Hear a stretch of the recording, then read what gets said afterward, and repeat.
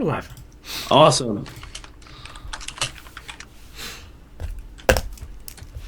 Oh, I need to put a pimp in for e1m1.com again. Indeed. I need to make a new iTunes listing for e1m1 Fun. for the combined RSS feed. Ooh. I had to listen to last year's top 10 to make sure I didn't double up from shit I did last year. Very nice. Oh, I need to retweet some of this stuff. Retweet. Joe Danger. Retweet. Okay.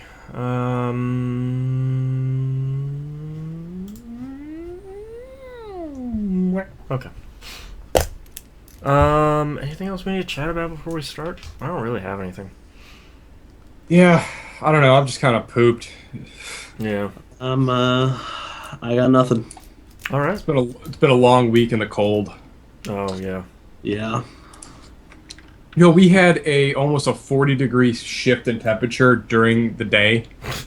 During the day. Oh. I was at a job site. It was 63 degrees. By the time we left, it was in the 20s. Oh, that's ugly. It's like instant headache. Yeah, that sounds like it. I forgot to talk about it here at the top, but for anyone watching the archived version of this, chat is now up in the upper right-hand corner. If both knobs in the Hannah point up, it's over here. There you go. All right. Am I the right side, or is it this side? It's all the way above you. Right there. Yes. Closed captions are available at the bottom of the screen. We should have a crawl. We should have dialed the 800 number right here. Dial 1-900-HOT TVGP. Singles in your area. Just have someone From typing out here a crawl. to here. TVGP After Dark. Mm-hmm. Easy, And cowboy. bring my mic over here. Ah, la, la, la, la, la. Hello. Okay. Let's get started then. All right. All right. You're right over there, Knobs. No, I fell at work. I Oh. think I hurt my knees. But hopefully it's nothing serious. It didn't swell up, so I don't think I you tore should be my fine. ACL. But fuck. I slept funny on it the other night, and I felt like I was dying. Yep. Well, on that note, let's get started in 3, 2, 1. Welcome back to another episode of That Video Game Podcast. I'm your host, Boston. Over there is Knobs. Hi. What are you looking for, Knobs? I have my tablet. Cursed. And over there's the Hannah. Hey. I want to put another plug in here real quick for e1m1.com, the home for all these dumb shows that I do. Find them there, along with other stuff. Also, new episode of Picking Up the Pixels RPG Love out today. If you're watching the live stream live, that's tomorrow. We also talk about our favorite RPGs of 2013. We don't necessarily do a top 10 list, but 2013 was a pretty good year for RPGs, so you should go check that out. That's a pretty good show, although I'm a little biased. It is a pretty good show. Oh, thank you. Alright, let's get right into what you've been playing, Knobs, as I get you drinking coffee. Hey, what's up, buddy? Slurp. How you doing? I'm good, how are you? I can't slurp. I get yelled at every time I slurp. It was a hard week to get some gaming in. It was difficult and cold outside, so I didn't feel like doing anything but watching Family Guy. There you go. But Monday Night Game Night was another fun night. I think we had full 6-on-6, not full game, but we had nice even teams going after each other in Swamp Fever, I believe is the name of the map. Swamp Fever? Yeah. Oh, is that the latest one? A community one? Oh. No, this is one. That's Coldstream. No, Swamp Fever is one of the original Left 4 Dead 2 maps that apparently that bad one. I think Scott had the breakdown. We play that map 3% of the time we play the game. So once. And Dead Air, I think Dead Air was in the 20s. and I think everything else was in the teens. That mixed it up in there. I think Parish was the next one up there, but it was kind of funny. It's like, when was the last time we played this one? And then all of a sudden, numbers started spouting out in the chat. I was like, oh, okay, guys. Pushing up his glasses. Yep. Well, if we extrapolate these numbers. Let me see, sir. Let me consult my records. Check the graphs.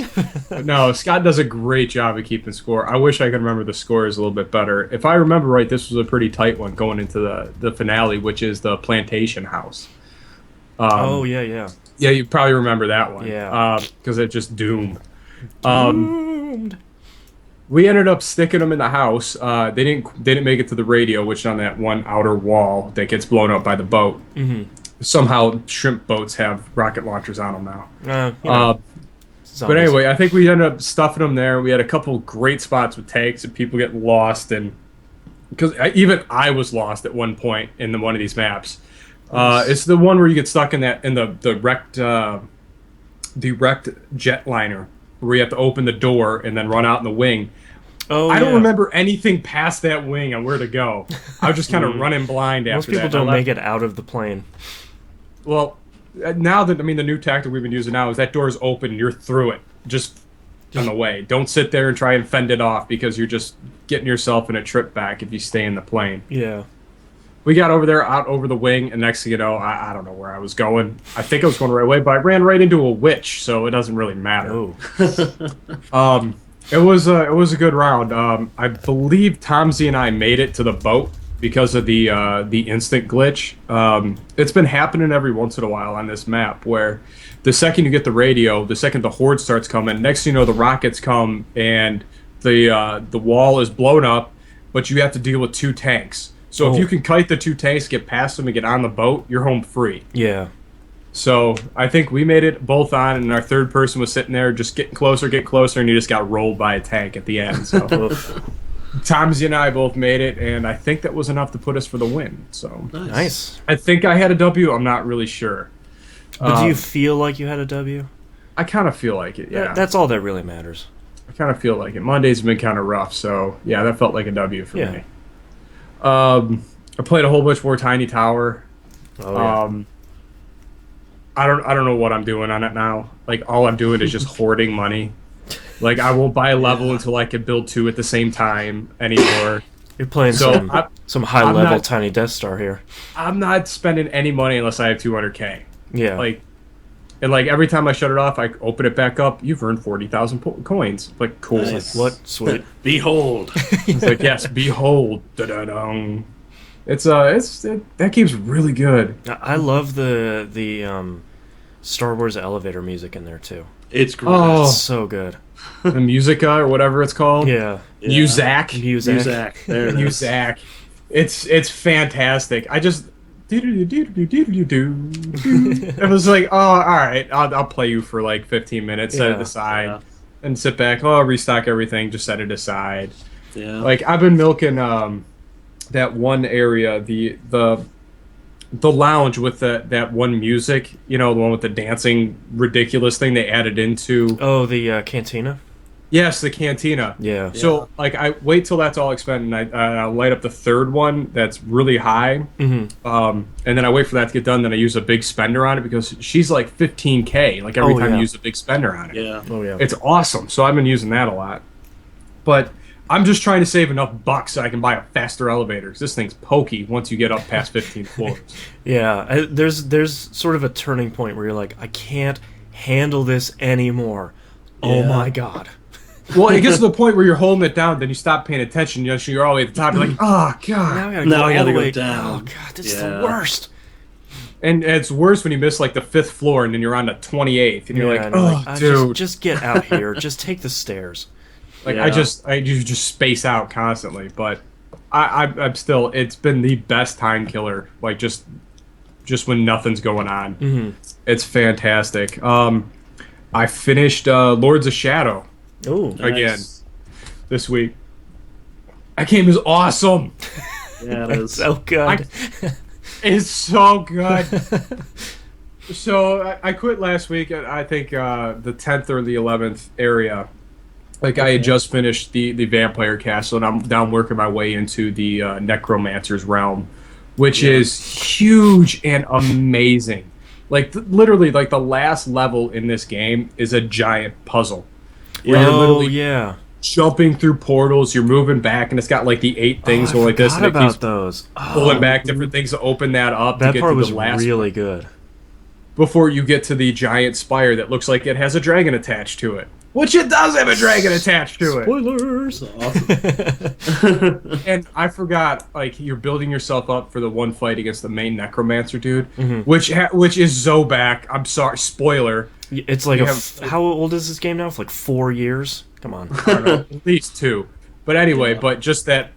I forgot how crazy his head was. Oh, yeah. And with Patrick Stewart's voice coming out, it's even better. It's just, I actually, you did not see this coming. I actually really like that boss battle with the blue and the red or orange stuff on the floor. Well, that's actually when you the real boss in there, because Satan just shows up and just destroys Zobak. And then, hey, guys. He's like, hey, guess you really thought someone else was pulling the strings? Come on. Come on, you know it was me. Come on, I'm Satan. Look at my suit. Yeah, Look at my smoky, gentle to cover smoke thing. Yeah. Because I have to be naked. Of course, dude. I'm Satan. He's got smoke pants. And they're awesome. Smoke pants. Those got to be the most comfortable pants ever. That's what I'm gonna name my band's EP: Satan Smoke Pants. Satan Smoke. Thank you, Ron Bennington. Don't write that down, Hannah. Anyway. The TM. He's going to trademark it by the time we get off. It's CC. Yep. But no, I forgot how awesome that battle really was. Yeah. How you have to watch his staff, and you really have to make yourself conscious of which way your magic is imbued. Because without the ultimate techniques, that battle is really, really hard. It is fantastic, and especially after when you hit the halfway point where you throw him into the ground and he does the Roadrunner body print into the hole. I forgot about that. It's not really that, but it might as well. It's pretty close. It might as well be. I saw that so many times beating on the hardest difficulty, where it's like, oh great, here we go. Blah. But it's too cool. But then he's getting up into the ground, like he's not even just reaching for ground. It just goes like this, and the ground moves to where he's stepping up and climbing out of this hole. It just looks awesome. Yeah. And I forgot the Ghost Reapers or whatever they're called. Oh yeah. Those things one shot you no matter where you are in that map. Those things are nasty. If you don't dispatch those things quickly, you're in trouble. Yep. Especially when you fight the shaman necromancer dudes that start throwing those little fireballs, and all of a sudden, like, poof, you got 30 of them to deal with. Oh god, that's right. Oh man, that was a good map. And I was so happy I used the Dark Crystal on the dragon, so I didn't have to deal with just beating those little spots. Oh, that's the worst. Just so it's just one shot, boom, climb over to the next. Yeah. Hey, and I didn't fall off of it. I did it in one shot. It was awesome. Nice. I never felt so happy. Still got it. Yeah, still got it. Finished that up, and then I forgot how long that sequence is after the credits. Oh, yeah. That's a Kojima ending. Well, absolutely. Through and through. And definitely how it sets it up, and I can't wait. I can't wait to play the next one. So excited. Yeah. I forgot what the after credits stuff was until you just mentioned it. I was like, oh, that's right. Well, it starts off with the dude in the monk outfit going, looks at Jesus. I could just see him going, psh, and just walks over to the side part of the church and breaks in this wall. Then there's obviously the very recognizable one of the first bosses from Symphony of the Night. Spoiler alert for anyone that hasn't finished this, by the way. Yeah. Inscribed on the walls, and then the dude just starts floating up into this very dilapidated, gothic style room with red carpets and stuff, and there's the big glass pane window, and there's all of a sudden you just see these reddish eyes just appear out of the darkness. You're like, ooh. And then Zobek starts talking to him. So apparently Zobek survived. Why not?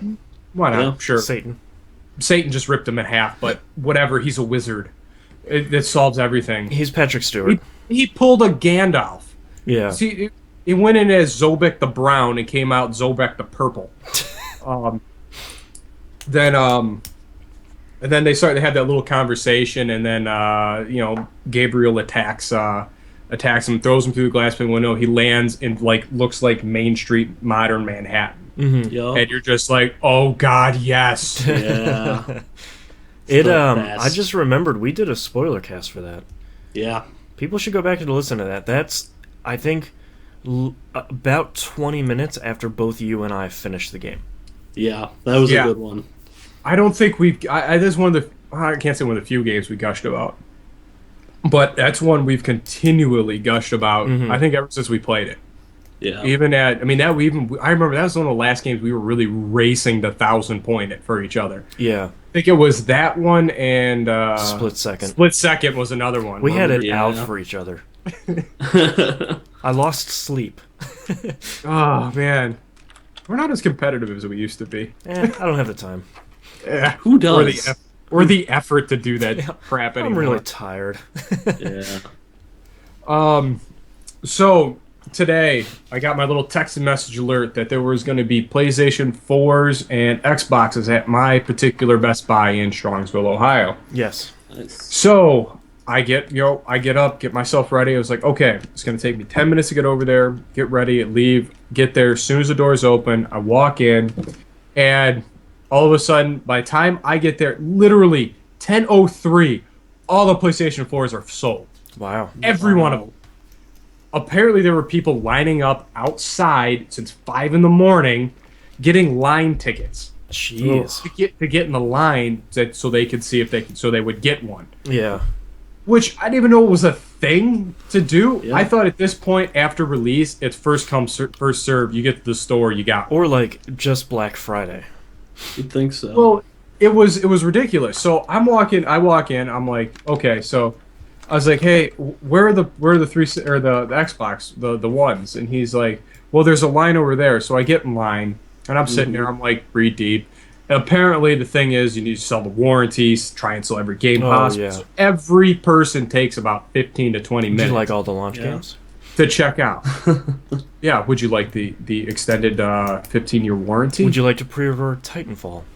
Yes. It was like, oh, would you like a headset? Here, we have this very nice Turtle Beach one. It doesn't work with the Xbox One, but it'll still work with the 360. Yeah. I'm sitting there, my head's exploded at this point. I'm like, I just want to buy it. Oh my god. So I got in the line, I was 4 people deep. So one person gets up out of the line pretty quickly, the next person literally took 20 minutes for this guy to check out. Just to say like, no. Then the 2 ladies in front of me, one checked out quickly, and then the other lady's up there, and then I started noticing like everyone has the tickets. Yeah. Oh no. So then I'm like, hey, just one quick question. Do we need a ticket to be in this line? And the guy's like, yeah. How are we supposed to know that, dude? And there I am talking over this lady. Yeah. Yeah. And you could see this kid just a deer in headlights. I'm like, I mean, so I got to get out of line and go get a ticket? He's like, I don't know, dude. It's like, no, this is ridiculous. There isn't even a sign that says you need to line up here. I had to ask somebody to get in this line. Yeah. Yeah. And then everyone around, it's like the parents were yelling, so everyone got really quiet. And so I wasn't really trying to be a D, but I was being a D. And so then here the guy's like, all right, can I get one of those tickets here? Just take one away. Just take one away. Just rip it out of someone's hands. So I get up in the line. He's like, all right, what do you want? I'm like, I was like, would like an Xbox One, sir. He's like, okay. So he gets it up and he's like, would you like any games? I was like, I just get Dead Rising 3. Yeah. Why not? He's like, okay. Didn't even ask me if I wanted a warranty, Xbox One, headset, an extra controller. None of that. Just checked me out. I was Credit card, please. I was like, "Aren't you gonna ask me for my Warzone card?" Right? So I used all my stuff that I sold. P-Flux in chat said, should have ripped his head off and held it and the spine up over your head. No, because I could tell the dude was clearly intimidated, and I didn't want to push it any further. Yeah, didn't want to have someone be like, sir, you need to leave. I didn't want to be thrown out. Yeah. So after I got everything checked out, I thanked him, and I left. Our business is done here. My merchandise is complete. Yeah. So our transaction, I should say.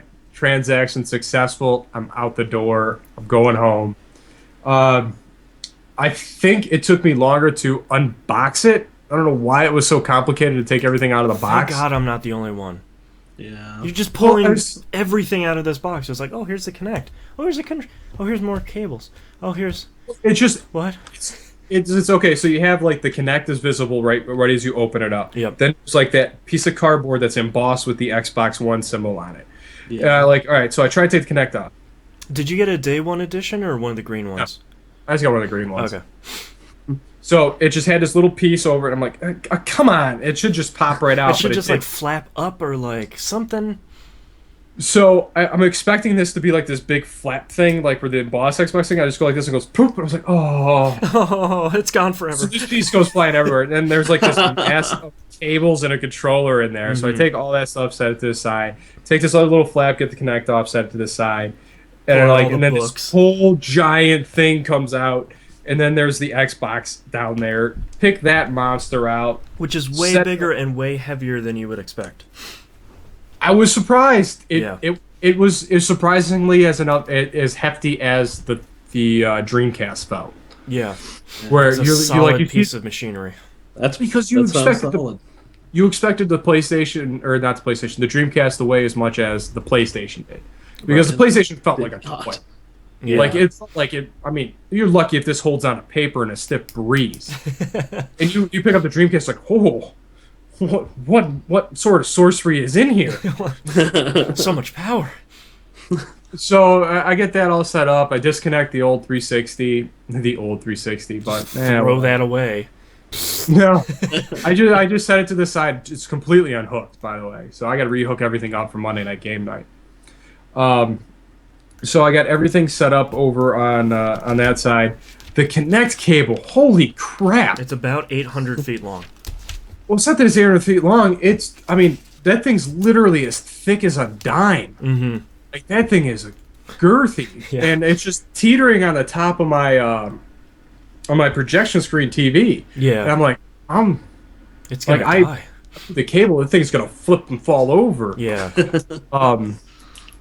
The setup, I literally, after day one patch, took about 2 minutes. Mm-hmm. For me, like, it just boom, boom, boom, done. Nice. I was like, wow, that wasn't too bad. Setting up the Kinect, it asked me to turn up my volume and stay really quiet. Yeah, that was kind of funny. Where it's like, those are opposites. Make it loud and shut up. Yeah. Yeah, pretty much. Turn it up and rip the knob off. Ow! WXBO 105.3. Rocket. But yeah, it wasn't too bad to set up. So I did that for this week. By the way, I'm already just circling it. It has to be. Rocking out, yeah. What's WXBO's mascot? Like the wombat? Oh man! Coming at you from the wombat. The home of the wombat. Yeah. Stay frosty. Should it be the troll? Stay frosty, Cleveland. Yeah. It's just the Green Man. Green Man. It's coming at you, Whitecaps. Keep going, Charlie. Green Man saving your life right now. Oh, jeez. Anywho, so Kinect setup. So anyway, the Kinect setup went really quickly. Mm-hmm. I was really surprised. And then I'm at the dashboard, and I'm just poking around. That's going to take a while to learn where everything is. For real. It is. Still having a problem. I was really surprised that it imported my pins from the 360. They're ready to install. I guess it did, huh? But that's to the left, which I never thought I would go that way. Yeah. Like, my first move was to the left. But did you watch that tutorial, by the way? No. Okay, you should. It's the worst. I didn't. But no, I didn't surprise. My first move was to there. That everything I owned was onto the box to the left. So I got that stuff. All right, so just boom, boom, boom. That stuff all installed really fast. Installed the NFL thing. And I was like, hey, this works as a pass-through, right?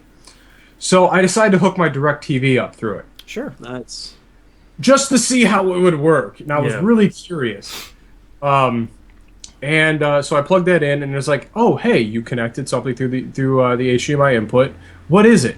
I was like, What is it? It's like, okay, so I hit TV. Okay, so TV. It's like, what make is your TV? Of course, Mitsubishi isn't there. But then I'm thinking, I was like, but my TV doesn't control any of the sounds or anything, so this is pointless. So I say yes, yes, yes, straight through it. Sure.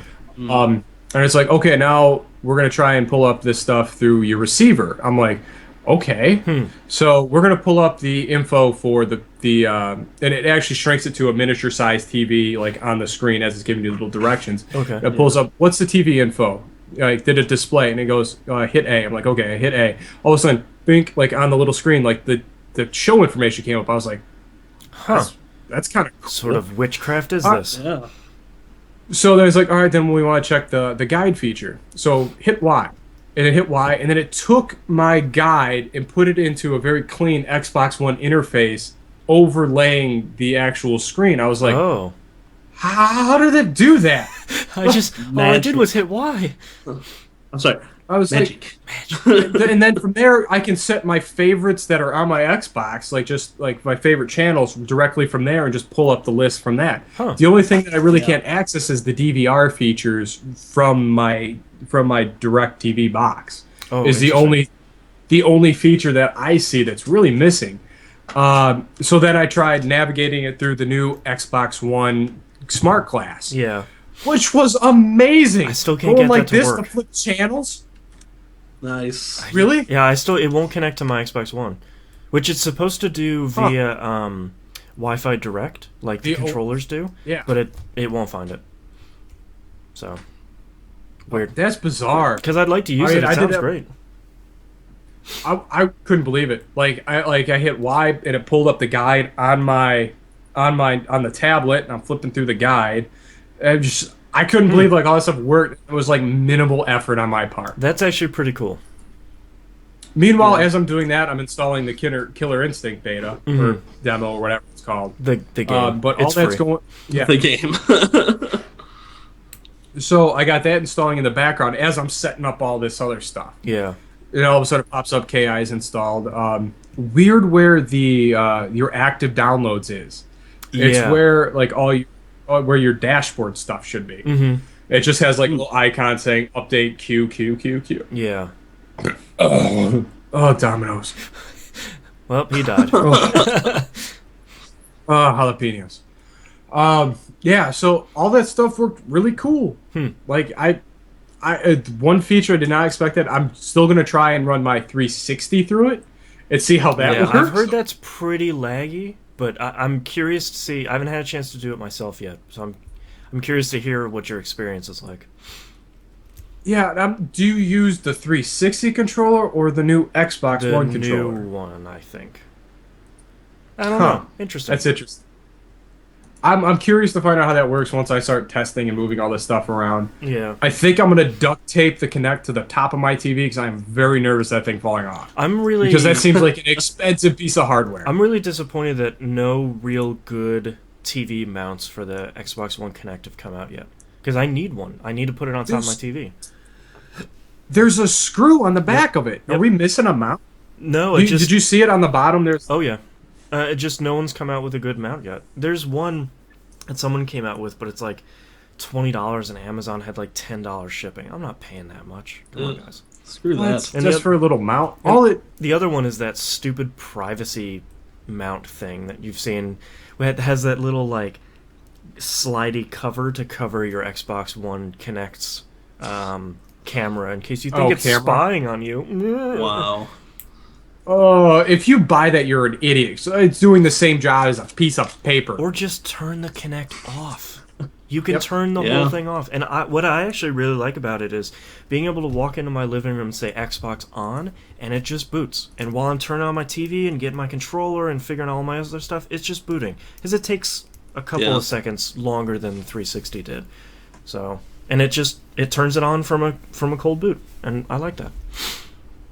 Cool. Yeah. Yeah, I was really surprised on that whole the way the whole thing worked out. Like it was just everything worked. I was shocked. It sounds like you had a much better starting experience than I have. Yeah, I mean, I didn't run into any real big hurdles, or I'm just kind of like I only played with the interface maybe for an hour or two. Nothing really diving into much. Didn't play with any settings or anything yet, just to see what I can do. I was really surprised on the fidelity of the camera that's on that Kinect. It's actually really good. Because like there I am, I'm sitting in my living room and it's up top, so I get like this much of me, and I'm like way in the back, and I was like, like just like looking around, and all of a sudden my little gamer tag's floating above my head. Yep. I'm like, that's awesome. Did you download Skype yet? Did I download what? Skype? No. You should. Skype. It's actually really interesting. I watched a demo of it. It actually, the camera moves and does people tracking in the room for Skype, and it follows and tracks the person who's talking throughout the room. So if you're like Really? getting up and like moving around the room, it's gonna try and follow you as you're chatting on Skype. That's cool. Huh. Yeah, kind of neat. Well, I'm really curious to see all this integration stuff, and I'm really debating whether or not to put an HDMI switch on the back of the 360, or not the back of 360, but the Xbox One. They have everything running through it. Yeah. Which I was really the TV thing kind of blew me away.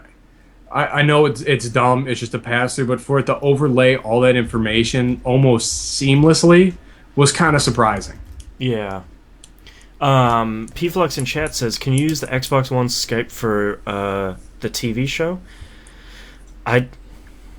Maybe. That we couldn't record our audio through it, unfortunately. So maybe not.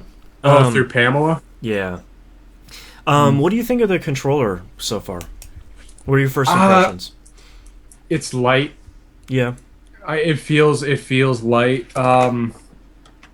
The shoulder buttons kind of like I think are better positioned for the way my hand rests on it. Mm-hmm. It's a little smaller. It looks a hell of a lot. It feels a hell of a lot like the S-type controller from the original Xbox. Yeah.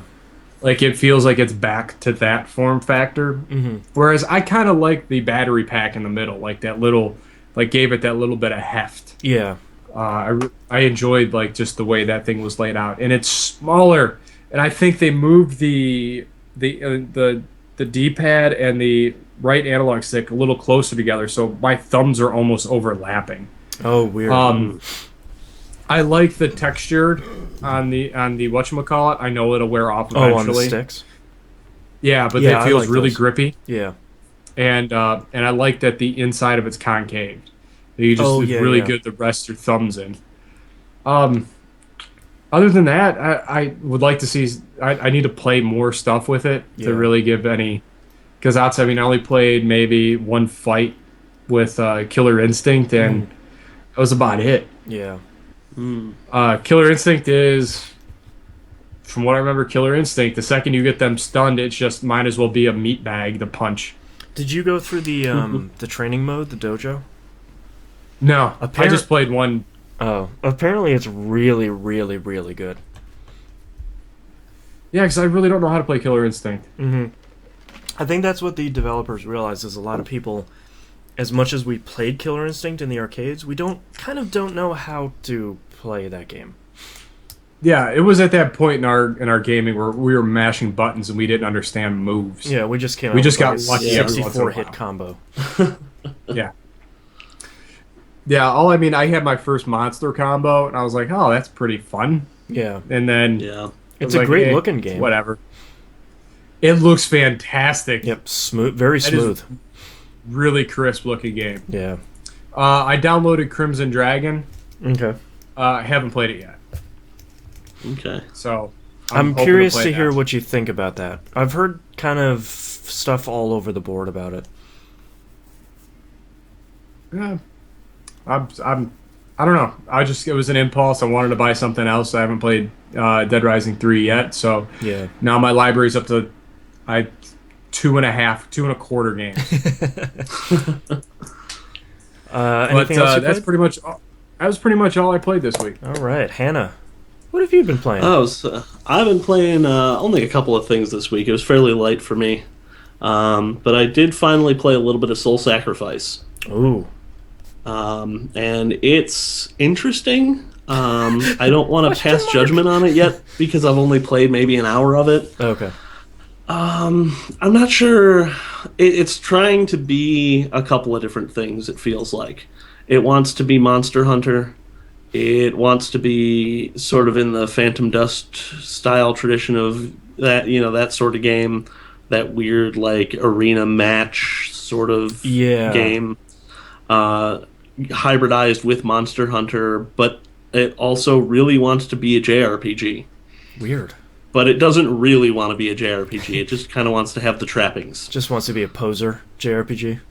It wants to look like one. Yeah. It wants to put its hair up in strange angles and be released in 1994. Look at me, I have a big sword, but it's made out of copper.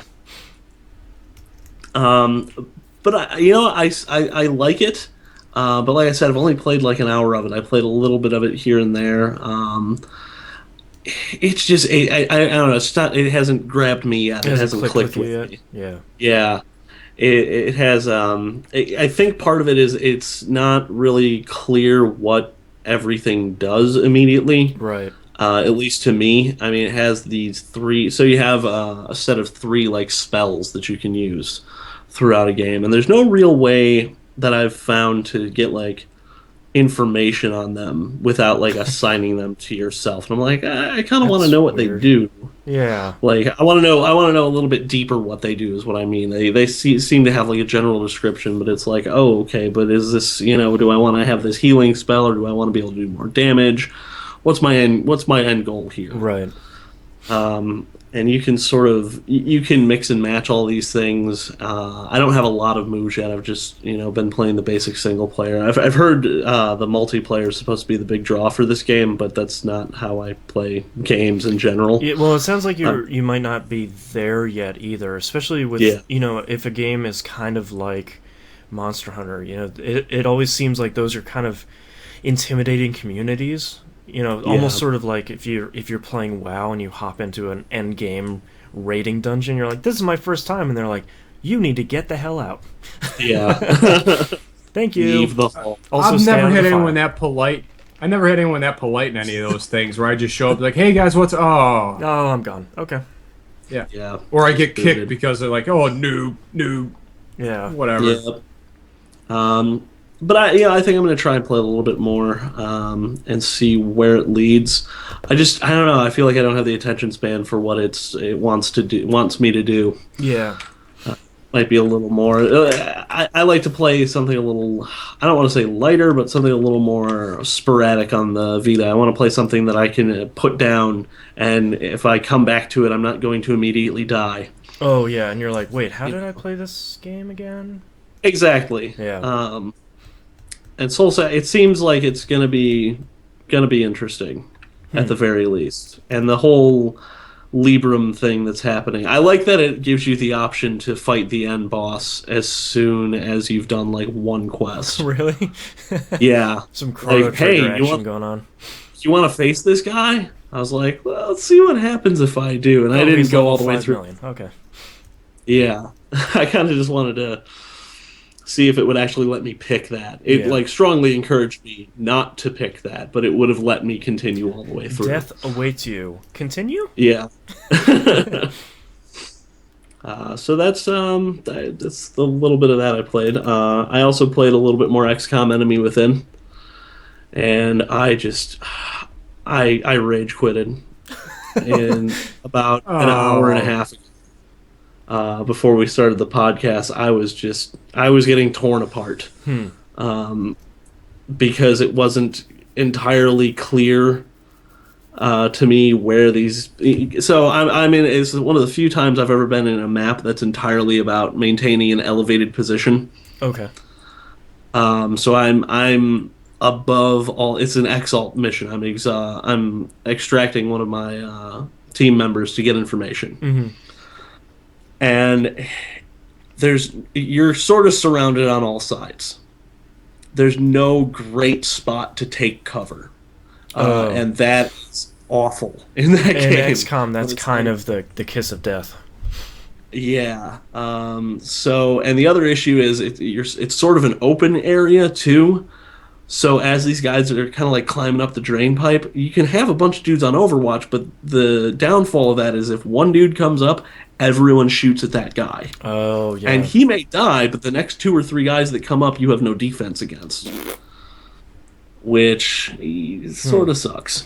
Yeah. I think I might just start that mission over and try spreading my troops out a little bit more, and keeping a couple people in slightly better cover because a couple of my guys just got decimated. And I really have to start taking out the Exalt heavies a little bit sooner because they all seem to have shredder rockets that do like way too much damage. That do all of your health as damage. Yeah. So I'm just I had one guy go critical, and I had one guy who I haven't been able. Like, I had a mission before this go kind of sour, and I ran into like 2 berserkers and a mechtoid and a bunch of floaters all at the same time. Oof. Like almost, yeah, like one after the other. I had a berserker one round, and I had a berserker the next round, and then a mechtoid that appeared and then disappeared and then reappeared and just destroyed me. So I had a couple of dudes go down, and then like I scanned for missions, and like it didn't even go 2 days. Like I didn't get anybody back. Ugh. So No, I've got you. sort of like my yeah, I'm sort of on this mission with my B team, and my B team's getting destroyed. Ugh.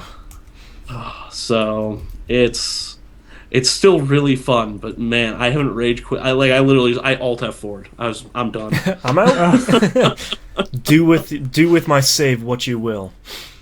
Yeah. Well, I've got autosave turned on, so I'm sure I'll load it up. I'll be like a turn back and be like, all right, this is what I should have done in the first place. Instead of aiming for that guy, I'll aim for that guy, and blah, Yeah. blah, blah.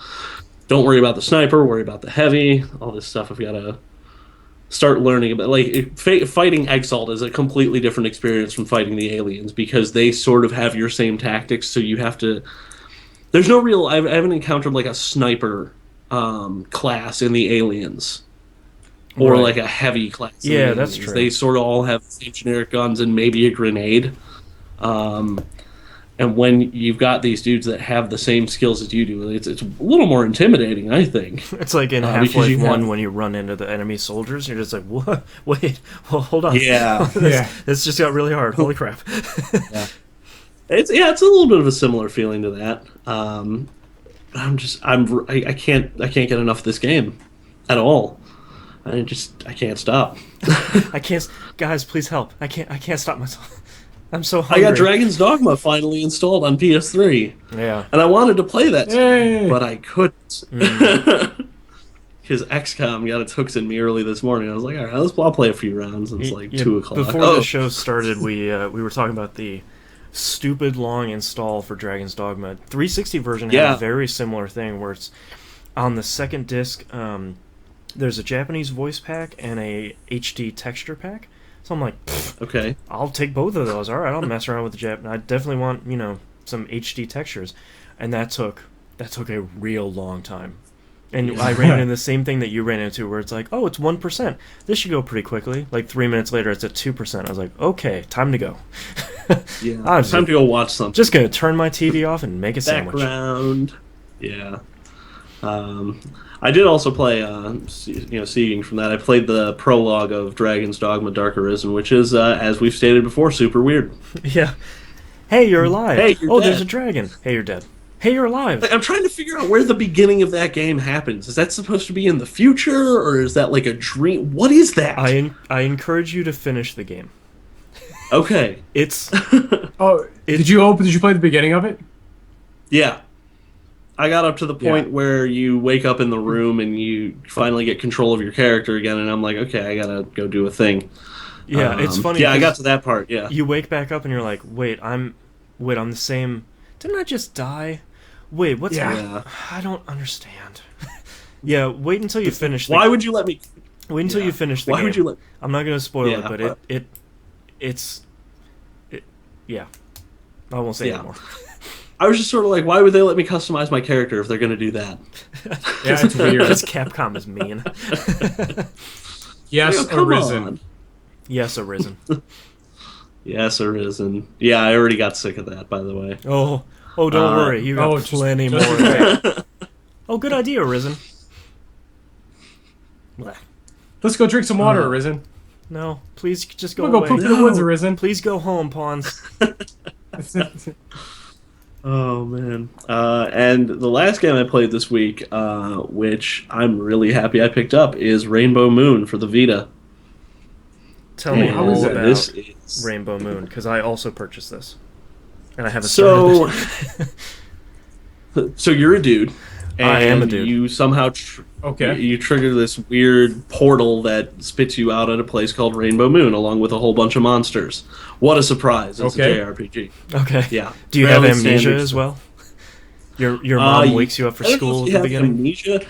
Actually, they kind of take it in a different direction. They don't give you amnesia. You just don't know what happened. Like you know who you are. You're just like, I don't know how this happened. What? That's a little. And better. the first guy you encounter is sort of like, hey man, if I ever find the guy who let all these monsters through, and you're over there like, and me too, right, brother? yeah, On this world. yeah, we're in. like, yeah. Let's go get him. Where am I? Also, by the way, unrelated. Do you have years here? So the game kicks off with that happening, and you show up, and it's like, oh, you should go fight this monster. Okay, I'm gonna go fight this monster. So when you first start, so it's a strategy RPG, but there's not as much intense strategy. It's not so it's chessy. more. It's more. That's actually a good analogy. It's more like checkers. Ah, okay. Than it is chess. Sure. It's a little more fast-paced, a little more action-y as far as strategy RPGs go. Actually reminded me a little bit, not entirely, but a little bit of Ark the Lad. Okay, sure. With the way it's a more simplified system. There's no... Like, it's just a straight 2D grid. There's no height. Okay. So positioning is just about, getting near a monster or away from a monster, not above or below. Right. Which simplifies the whole thing quite a bit. No crazy Final Fantasy Tactics Zodiac system. Yeah, you're telling me. Jesus. So what's what's the very first enemy you fight in this game? Is it a rat? I think it's an imp, actually. That seems fine. So you have this little flying imp, and you've literally got and it depends on what difficulty and what playstyle you pick. Because the first thing it asks you is, what playstyle, what difficulty, and there's like a couple different ones. I don't know what they did. I just chose normal and like the first play style. It's like the beginning of Metal Gear Solid 2, where it's like, do you like MGS 1 or 2? And that depends on whether or not Snake has a beard. Yeah. Which also, for those of you that haven't played Metal Gear Solid 2, I was not lying about that. Yeah. that is what that choice does. It also does control stuff, but who cares? Beards. Yeah. So you get in, and you can only move one tile at a time at first. So you move a tile, enemy moves a tile, you move a tile, enemy moves a tile, and then you get up to him, and you can swing your sword, or if you have a skill, you can use that. So you pick up new skills by buying them from vendors or like finding them in chests. They're skill scrolls. Oh, interesting. So you can just buy them and learn them. Some of them are character specific. I've only found one additional character so far. But as you level up, from what I've seen, I now have the ability to move 2 squares, for example. And it's not even necessarily moves, it's just a new, what they refer to as a sub-turn. So you have your main turn, and then you have a sub-turn, which is really just another turn. Interesting. I don't know why they call it a sub-turn. But so you can move and then attack, or you can attack twice, or you can attack and use a skill, or use a skill twice. You can do all that combination. Oh, interesting. Of stuff. It sounds like you'll be able to... It doesn't limit you. Yeah, it sounds like it you'll be able really to chain that stuff pretty quickly. Yeah, and it doesn't have like the traditional phases that you would have in like an SRPG. It's like, okay, you have to move. Once you've moved, you can attack. Once you attack, it's over. It doesn't force you into that. It's like, okay, I need to move twice this turn, so I'm going to do that. Okay, I'm right next to this guy. I'm going to attack him twice this turn, but I want to make sure to kill him, so I'm just going to use these 2 skills that are really high powered. It's like one of those SRPGs that focuses on like action points instead of phases. Yes. Yeah. Which I actually think that's why I like it more, because it's got that sort of Western mentality. Because the action points thing is it's Fallout is what it is. Yep. It's a very Western thing. You don't normally see it in a JRPG. I mean, you see it in some SRPGs, but not a lot. Yeah. So I actually think that pinpoints why I like this game so much, because it's a JRPG. It's got that sort of style and that sort of those trappings, but it doesn't necessarily play like one. It looks like one, but doesn't play like one. Yes. Yeah. And the graphics I think are really great. It's almost cartoonish looking style, but it's done up in 3D, and the like character portraits are pretty interestingly drawn. It can look at times. I think it might be more of a mental thing, because I know the game has microtransactions, which I'll get into. Mm-hmm. But it sort of looks like a cell phone game. I want to say, like, it looks like it's like the graphic style you would see on like an iOS or an Android. Wasn't game this originally that's done up in like 3D. a PSP game, or did it come out on PS3? It came out on PS3 originally. Okay, yeah, I think it was originally like a downloadable PS3 game. So I wonder if they're trying to do like an HD version of their original game or something. Maybe that's why. I don't know. But I mean, I don't hate it. Like, it looks interesting. Yeah, sounds like it could be divisive though. Yes, I think it really could be. I think it just clicked with me. I think is one of those things. But this is like one of those late in the year, like, I didn't expect to like this all that much. I was sort of like, I'll check it out. It sounds interesting. Like, it's an SRPG. I like those, apparently. So I'm going to try this out. I played the demo, and I immediately the next day was just like, yeah, I'm going to buy this. I gotta go get good. that. I really like it. So I ended up just paying the PS Plus price. It was like $12 to get it. So I was like, all right, let's do this. Yeah. And I've been playing ever since. The interesting thing I've seen so far is the dungeons seem to, and I don't even know how they do this. I have to like really watch next time I do this. As you go through the dungeons, I've noticed that they sort of loop back to the beginning. Once you get through them at a certain level, like, you come back to near the beginning. Man, which game did that? I don't know, but this is like, it might be one of my favorite features ever, because I'm like, all right, I'm kind of lost. How do I get back? And then I realize, oh wait, I already am. And I just turn around. It was Kingdoms of Amalur Reckoning. That was one of the games that did that, where you get to, I think it was either that or it was something that came out around there, like a sort of an action-y RPG where you sort of go in, you fight the boss, and then you kind of go out the exit in that boss room, and you're kind of back at the beginning. And I was like, okay. Skyrim did that a lot with its dungeons, but it wasn't so much like the graphics like looping over themselves, which is what this seems to be. Oh, weird. Like, it's on a I don't even know how to explain it. Like, I almost want to live stream it just to be like, okay, how is this happening? How does this work? How do you do How this? did they code this black magic? Yeah. Whereas like Skyrim would, it would just sort of, it was more of a design thing than it was like a coding thing. Yeah, you'd like hop over this cliff and you're back at the entrance. Exactly. Or you'd open this door that was previously barred from the other side. And you could just go right back to the beginning. I think, which is also similar to what Kingdoms of Amalur did. Yeah. I think Dragon's Dogma does that too. I wouldn't surprise me. It's a very common design feature now, because it's one of those, you don't want to have to crawl all the way back out. Yeah, I sure don't. Necessarily. Yeah, could be fun sometimes, though. But this game is just, it's got its hooks in me really bad. I think I'm like level 5. I completely forgot. The other thing I like is the fact that, so you level up normally, right? You just get experience and your attributes get raised. Great. In this game, for every battle you fight, for every enemy you defeat, you get, I want to call it a currency, but it's more of like it's sort of like AP was in Final Fantasy 7, where it would level up your materia. Yeah. However, instead of that, it's more along, it almost sort of fits into the ability points category in 9 too, where you'd use that to level up your abilities and eventually they'd become permanent. Well, what this is every time you level up, you can spend some of these rainbow pearls to raise one of your attributes, like luck or HP or MP or defense or strength or speed, up to a certain threshold.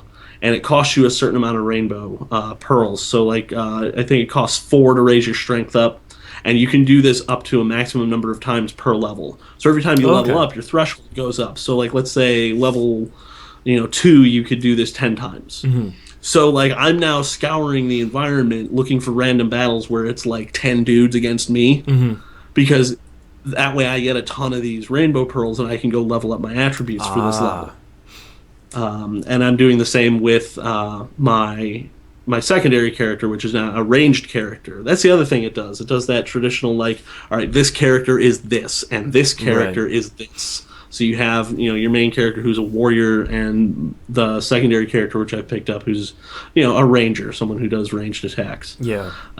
It was funny. It took me a good 5 or 6 battles to realize that the ranged attacker could actually not just attack the square, 2 squares away, that I could actually move that. Because I didn't. Right. I just was like, oh, I know how this works. Oh, this is a little silly. And I was like, oh, that seems a little too simple for this game. And I realized, oh, if I hit the D-pad, in the correct direction, it'll actually go a couple squares out, and I have some flexibility with this. Because I was trying to figure out, because like normally it wouldn't let me attack if something wasn't in my range. Right. So why would it let me do it now? What's going on? And I felt like the biggest idiot. It's like, oh, that seems all right. Well, it sounds like it's time for me to start Rainbow Moon. Yeah, it really is. But that is all I've been playing this week. I have been playing still a crap ton of Dragon's Crown. Actually, as we were preparing to record this episode, I finished the final boss on the hardest difficulty, Infernal. So starting to wrap up some of the more difficult trophies in the game. Still really great. Not a lot of new stuff since we talked about last week. So still 2 thumbs up. Anyone that's interested in this and any other Atlas titles on the Vita, like Persona 4 Golden, keep an eye out for Christmas, because they'll probably have another one of their really crazy sales where it's probably going to be like $20. So, okay. I finally got a little bit more time with my Xbox One. I popped in Forza 5 because I like Forza games. Who doesn't? I really don't like Forza 5. I think they've crossed over the threshold of the difference between loving cars and loving their own game. So the thing that really drives me the most crazy is what modern racing games do, and they can't shut the hell up. I need them to stopping me on loading screens, or stopping me from picking a car, or I don't want to hear Jeremy Clarkson talk about how cool this Subaru is. I really, really do not care, and I really wish there was a mode to just silence all of them, because I'm not a car guy. I don't know I don't really care why this racetrack in UAE is really cool or really famous. I don't really care.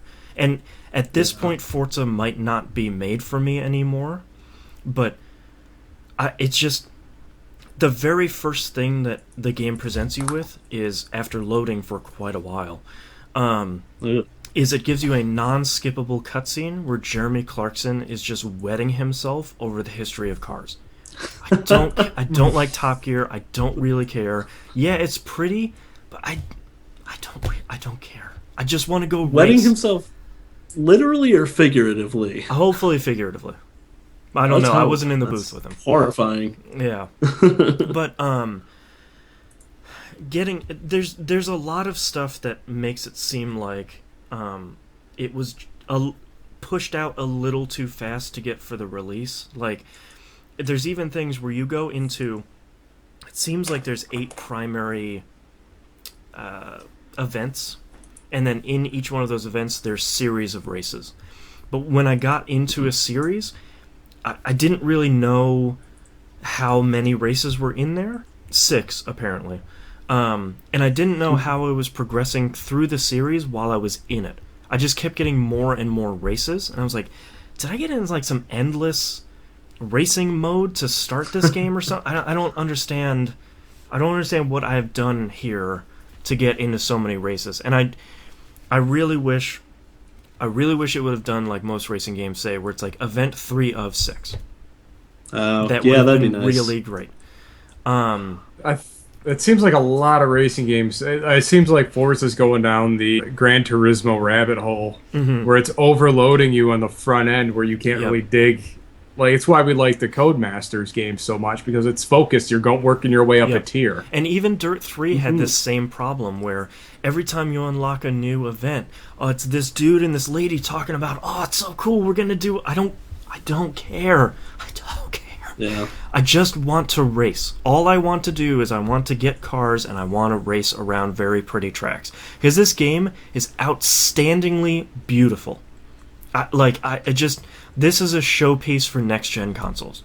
And Nice. Just watching the commercials and stuff for it, watching the actual cars race, and as they're slamming on the brakes at 100 miles an hour, they just turn white hot immediately. And it's really great, and it's every car is beautiful. It's 60 frames, I think 1080p. I can't really tell. I don't care. It looks beautiful either way. Smooth as hell. Load times are kind of a little ridiculous, but I get it. It's a launch game. Not a lot of stuff is optimized, so I can't really get mad about that.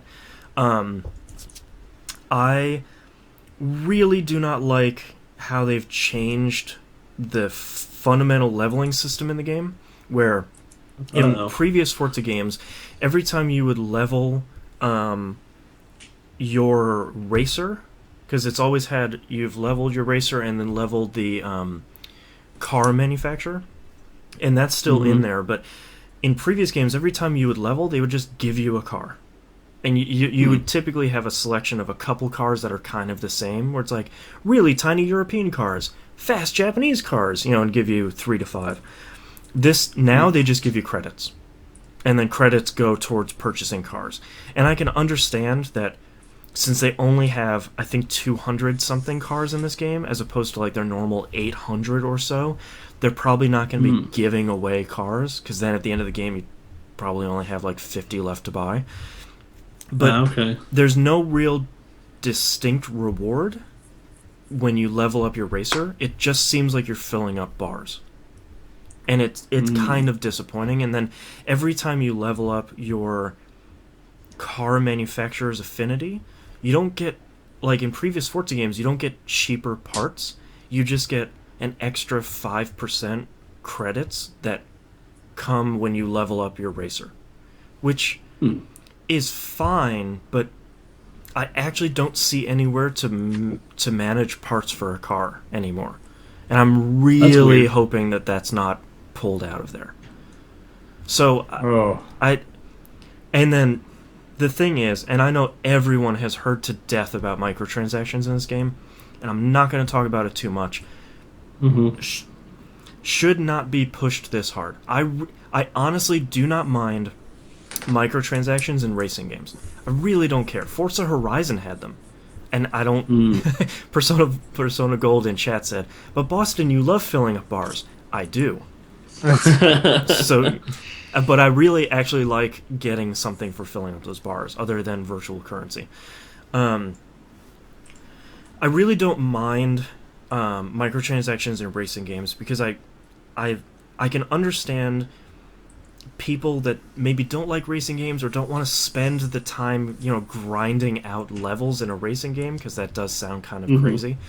I can understand that they might want to spend either $10 to unlock all the cars, or $15 for the season pass, which also gets you, double experience or something, or I'm going to pay $1 and I'll get 50% more experience over the next 24 hours. I really don't care about that too, either. But I don't want it to push microtransactions for me to buy credits to buy cars, because that's kind of messed up. But also, they're pushing it on every single time that you go in to go race. They have it not once but twice on that screen. They have an option to hit Y to purchase an accelerator, which they have 3 options to increase your experience that you get. And at the top of the screen it says, purchase an accelerator to level up even faster. Come on. I paid $60. Did they shove it down your throat even harder? What really bothers me is I paid $60 to play this game on a $500 console, and you're asking me to buy more that isn't car packs. You want to sell car packs and you want to sell track packs? That's fine. That's great. Put more content into your game. Sell a season pass for that. Great.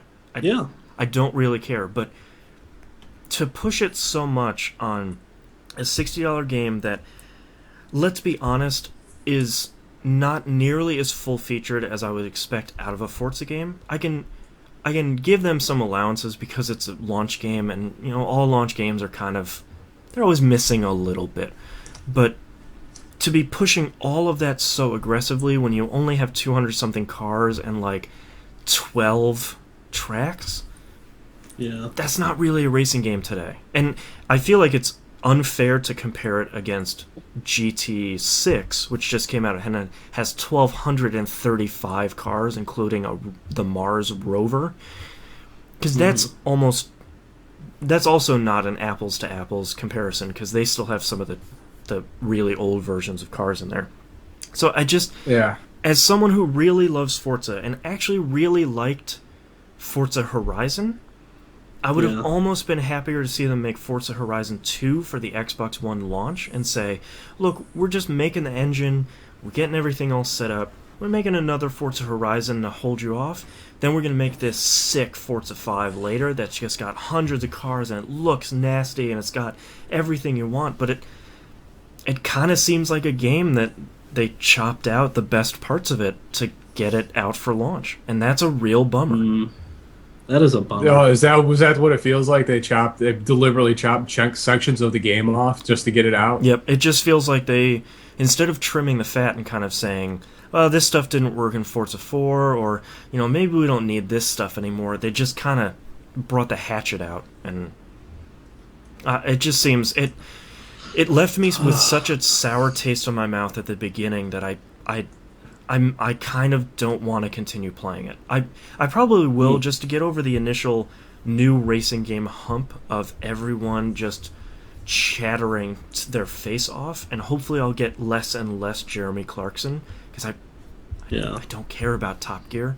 They do have the Top Gear test racetrack in there, which is actually really fun to play, but the very first race that they have you go on, it has a lot of stuff like in the track, and it looks very much like a tech demo where it's like, look at all this cool stuff we get to throw around on the screen. Oh, there's so many tires on the screen. Cool, right, guys? And I was like, no. Yeah.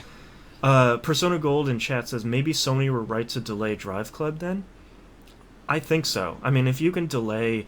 It's nice to have a racing game as part of a console launch, because it's always the best thing to show off, because everyone understands racing games. But if it's not a Ridge Racer game, you can probably hold off for a little bit. Most Ridge Racer launch games aren't even that great anyway. Yeah. Well, I mean, you would think the Forza and the GTs are more of honestly, I think they're more of a niche title for people that are heavy into sim racers. Yep. Whereas a game like what Project Gotham was always a launch title for Xbox. Yeah. Like that was one of their mainstays. And it was always a little more arcadey than simmy, and that was okay. It was just a balanced racer. You hit the gas button, it goes. Yep.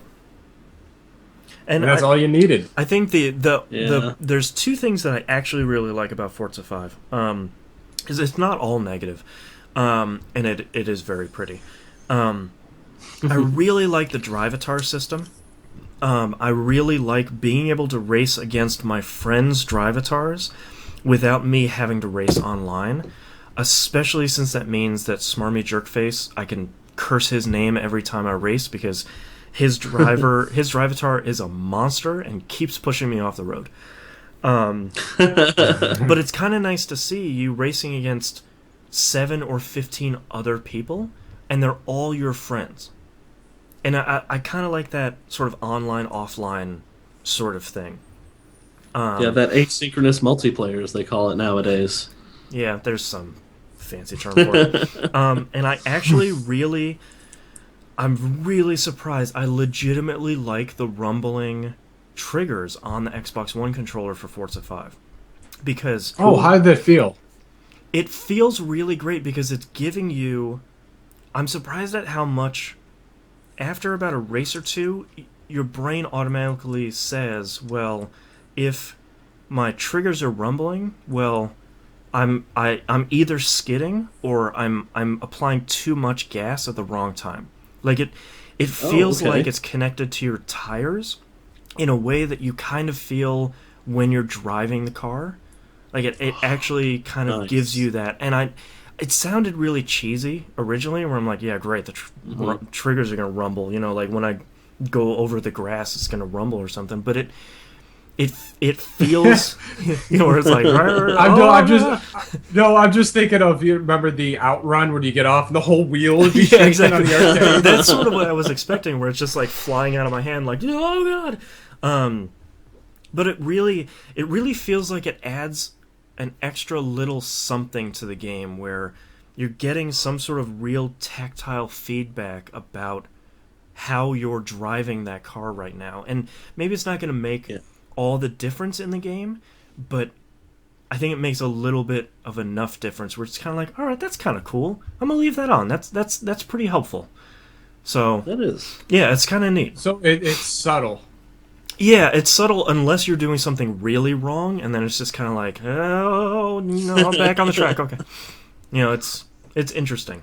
So I don't know. I'm gonna keep giving it a shot, because I like most modern racing games, I don't want to discount it out of hand for like the first half hour I've played it, because none of the modern racing games really shine during that. But for a series that I really, really like, even not as a racing fan, it's really disappointing to get a game that I expect more out of, if that makes any sense. So, over on the PS4 side of the house, though, been playing a little bit more Lego Marvel Superheroes. Sweet. There are way more heroes in that game than I thought. There might be like 300. There are a lot. I might buy it just because of that. Holy cow. I had no idea. The game very, very early on dumps you into New York City, and makes it very clear that it's an open world sort of thing. And I was like, yeah, it's probably pretty it's pretty big. I was kind of bombing around there as the Hulk earlier today, just destroying a bunch of cars. That's the only way to go around as the Hulk, just kind of bombing around. Yeah, and after you run for a little bit, every character runs faster, and the Hulk does that cool like gallop thing that he does. It's just a lot of little touches in this game that I really like. Even as someone who's not a super Marvel fan, it's a really great Lego game, because they've made a couple of improvements to the Lego formula that I really enjoy. But as someone who knows just about enough Marvel, like, if you guys have played the Lego Harry Potter games, there's always those like students in peril, like you're saving a student who's trapped in each level. In this one, it's Stan Lee, and you can hear him yelling help, and he's just like, help, and then you let him go, and he says one of his cheesy one-liners.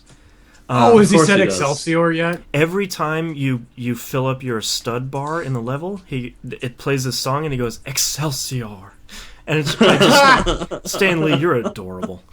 Like I did this side quest in the Shield helicarrier earlier today, where someone had to clean this graffiti off of this window, and they had you do it because I don't know why, and it was Deadpool had spray painted his face on this window a bunch of times, and you had to like squeegee that off. And I was like, you know what? Like he does. Yeah, I could buy that. It's just a lot of fun, and it's a lot of really great dumb fun, and there's a lot of game there for honestly not a lot of money. And I've played, my girlfriend and I were looking at my progress through it today. I've played like 6.5, 7 hours, I think, and I'm only 10.6% of the way through the game. So, for a launch game, that's pretty okay. PFlux says there are unlockable characters for that game too. Minor spoilers that are in the achievements. Agent Coulson is in there. Black Cat is in there, and the very last a trophy or achievement is unlock Howard the Duck. So I don't know. What? I don't know how to do Nice. that. And the achievement is called "Wait, really?" You know what's great about that is that there was a suit between Marvel and Disney about when they made Howard the Duck movie. Yep. And now that Disney owns Marvel, they already own Howard the Duck now. And there was I think that's there was a really great Snakes on a Plane reference too. This one person has you do a side quest for Nick Fury because he wants to get these gosh darn snakes out of this gosh darn plane. And I was just like, all right, that's like 3 jokes deep. I can give you some credit for that one. So it's just beautiful. It's really great. I feel like people discount the Lego games a lot because there's so many that come out, and every once in a while you kind of get a stinker like Lego Batman 1 or the Lego Pirates of the Caribbean one. But every time they come out with a really great one, they really hit home with... you can tell the people that made it really love it, and they put so much content into a game that's only $40 on the PS4, if I remember correctly. It's just really, really great, and it looks so good in a way that a Lego game really shouldn't. But man, it looks good. And the last game I played this week is I started Knack. Oh, cool. My girlfriend has been playing it for a while, and she's on what we think is the final boss, but it keeps throwing more chapters at her. Who knows? Yeah, I don't even know. That game is really interesting because it's really hard. Even on normal, it's really hard, and if you slip up even for a minute, like you can get hit twice by a really small enemy, and you are totally dead in this game. It's not to the point where I think it's impossibly difficult, but I kind of like that there's a hardcore, not really hardcore, there's a good challenging old school platformer that's out for a console right now. Like it's a fixed camera, you're mostly moving on 2D planes, it looks really great. Nice. It's kind of nice to have just a really challenging platforming game like that. I really wish that they would have put another difficulty in and had normal be a little bit easier, because I've heard that easy is really easy and it's kind of for kids, and then normal is actually probably a bit more challenging than it should be, and I don't even want to imagine what hard is like. But so far it seems really interesting. I have a lot of little gripes about it that kind of don't matter. Like the story is really dumb, but it's not for me. It's kind of a kid's game. I don't like elements of Knack's design. I think his nose makes him look like a Muppet. Kind of not in a really great way. That's a perfect description. Yeah, it's just like a Muppet. It just looks Muppety. I really don't like Knack's voice when he's really tiny. He sounds like Kelsey Grammer, and it just weirds me out. And then when he gets bigger, his voice gets deeper, and that's just super weird too. That's awesome. It's just all the way weird. But it's kind of a great. I like it as a launch platformer. I'm getting the impression from what my girlfriend has been telling me about at how she's been feeling as she's been playing it. It seems like it's too long. It's like it's really staying around too long for its own good. It sounds like it'd be better if it was shorter and more replayable. Which I think it's kind of replayable already, because you're sort of putting a bunch of gadgets together that help you find secrets and power up Knack and everything. But it sounds like it has like 11 chapters, most of which have 3 to 5 levels in them, and just Okay. with the difficulty and the really bad checkpoint system, it sounds like it's sort of overstayed its welcome at that point. So Okay. that's sort of a bummer, but I at least want to keep playing it and see how it is. But I'm having a lot of fun with it so far. It's a pretty great old school platformer in the same way Mark Cerny made it. You know, he was kind of one of the lead designers on it, so it feels very much like early Crash Bandicoot games. If you sort of had that increasingly hardcore fixed camera kind of 2D game, so I like it. It's pretty great. I really no complaints about it yet, but I'm only on like chapter 3 or so it's just starting to ramp up now. Yeah. But that's all I've been playing. So let's take a break. All right. Sweet. Great. All right. Boston, Yes. I had a Audacity crash at 5505. And we'll just use Pamela. Hannah and I'll still keep recording, but Yeah. Well, I started back my recording back up at 122.19 on the Pamela side. all right, wait. At 55:05, you crashed. Yeah, that's when I crashed my And Audacity you recording, restarted it. and then on the Pamela clock on the Skype call was at 122.19. 22:19. Okay, I'll probably use Pamela either way. Okay. Just because it's going to be too hard to. The Pamela recording is really weird because it smushes all of our audio tracks onto one track. So it's kind of hard to cut in and out of it, but that's fine. That's why we have Pamela.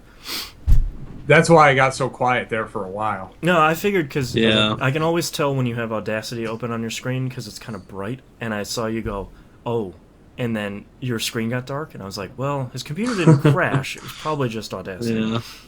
Well, no, because I have it on this screen over here, and then all of a sudden just went boom. I was like, oh, what? I don't even know what happened. Like, all of a sudden, like, Firefox went down, and then all of a sudden it says, well, problem with this, that do you want to close program? I'm like, what? No. No, I don't. Oh, you're But it had already stopped. I'm like, it wasn't asking you. It was saying we're closing the It program. was telling. Yeah. all right. I gotta hit the bathroom. I'll be I'm gonna back. go. All right. Yeah, I'm gonna go grab a drink really quick. I'm going to play more Dragon's Crown. Sweet.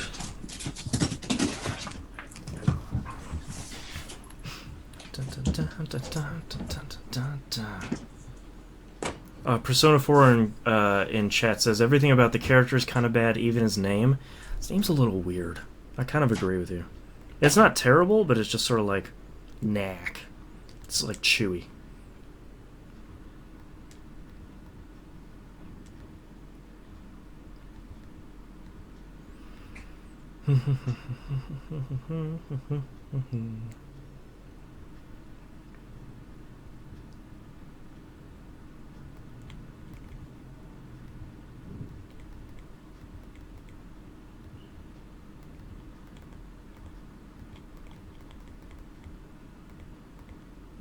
You guys can hear me tapping on my Vita.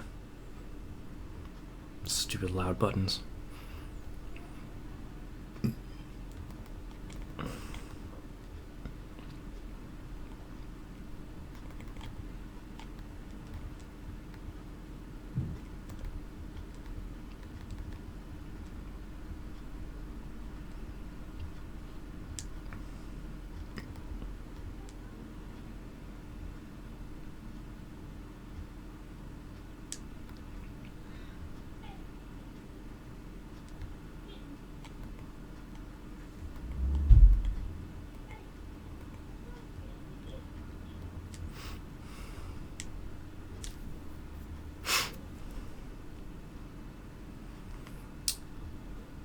P-Flux in chat says, should look up World War II tweets from 1941. It's radio announcements from during the war posted in Twitter form. I think I've seen that before. They were actually pretty neat.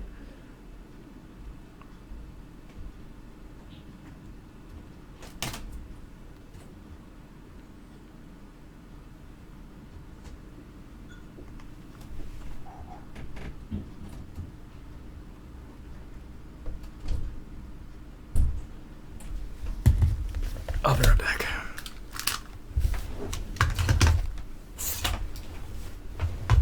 Hi, Sam. Yeah.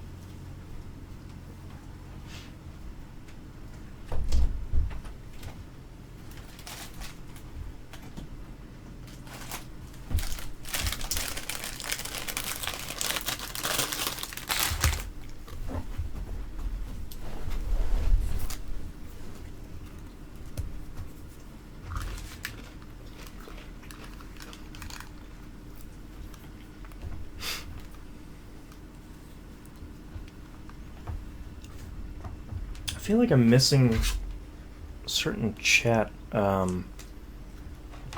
messages here again. Stupid Twitch has been broken ever since the VGX awards.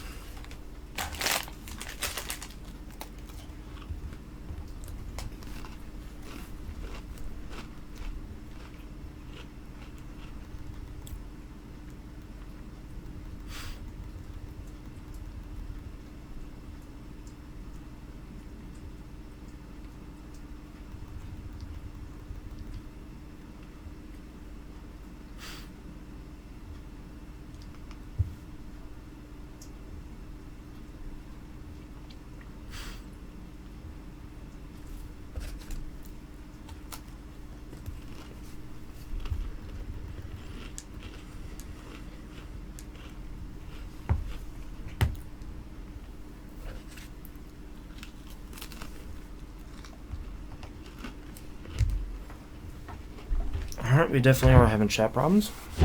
So let me close it out here real quick. We're gonna see you're gonna see me recording the audition here shortly. Oh, yo. Hello. Alright, let me pull this back up here. Cool. Having some sort of chat problem. What's up? What's up? Chat's not showing. Oops. Caller turned down the fun. radio. I don't know, some sort of problem with chat. Hey. Alright. Yeah, I've noticed the chat in the actual stream is slightly different from the chat I see on my end, like in Twitch. Yeah, which is it's weird. I don't know what's been happening. Ever since yesterday, we had these problems on Pup too, and I think it was surrounding the VGX awards. Weird. There we go. There's RoboPig. Hey, sweet.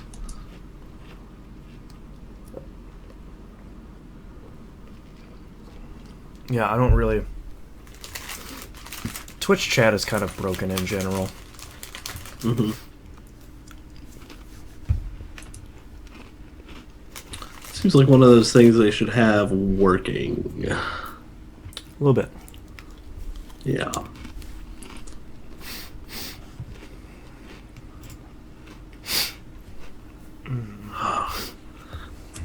So did you see that Terraria Vita finally got a release date? Oh no, when is it? The 17th. Of this month? Yep. It was originally supposed to. It was supposedly originally meant to come out on the 4th.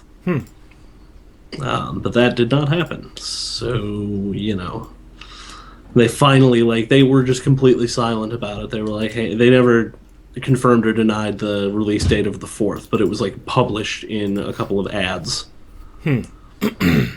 Which, it's like, hey, maybe you denied, or maybe they didn't know. Who knows? Yeah. Weird. I'm just excited to play it.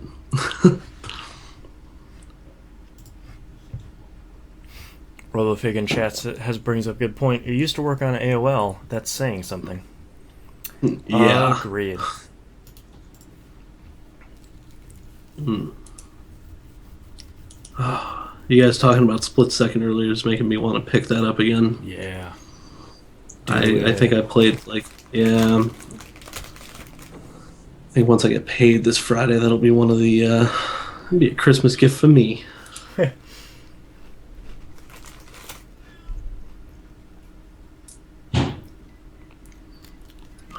Okay. And your ringing endorsement of Lego Marvel Superheroes has added that to my Christmas list. So. Nice. It's just so sounds good. I just plus really. Oh god. I bet I could at least play it too. Oh yeah. I just really like. I really like how simple and straightforward the Lego games are, especially if you just need something to kind of finish up the day. Where it's like, I just want to play something simple. I'll just play the Lego games. Yeah.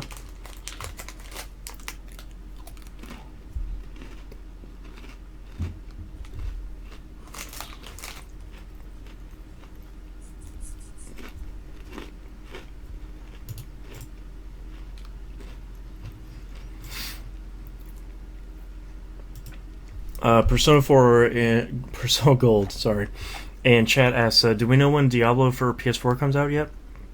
Not yet. I can't even pre-order it on Amazon, which is weird. Not soon enough. Yeah, I'm so excited. I'm really pumped for playing that and playing the expansion, and I'm gonna buy a copy for my girlfriend, and we're gonna play it a bunch. It's gonna be great. Nice. And runs pretty great on PS3 and 360, but man, running on the PS4, that should run silky smooth. Yeah. And remote play? I gotta... Come on. Yeah, that's gonna be sweet. I still don't understand what the whole deal was where they were like, oh, it's not gonna be remote play, like how that rumor even got started. Someone at BlizzCon, I think just didn't... One of the Blizzard employees, they asked him about remote play, and he's like, I don't know, we'll look into it, I guess. I don't know. Oh, okay, so it was just something that got blown out of proportion. Yeah, sort of forgetting that all PS4 games have to be remote play unless the developer turns it off. Yeah, it's just a flag in the system settings for the game. Yeah, and I think their original concern was, well, everything might be really small if there's 4 people playing it, and we don't know how we'll do it, and we'll have to try and figure out the menu, and then the next day... they came back and they're like, yeah, we're totally going to do that. Whatever. Who cares? Nice. Because everyone was saying, Very cool. if it's too small on the Vita, fine, then I won't play it there, but at least give me the option. Oh, yeah. shit. I agree with Persona Gold in chat, though. Remote play is surprisingly really, really good. It is surprisingly really, really good. That's what I want a PS4 for. Honestly, that's my big drive. Once there's enough games on PS4 that are exclusive, yeah, my standard limit's 5. Once I have 5 games on there that I really want, I just can't wait to remote play those. Yeah.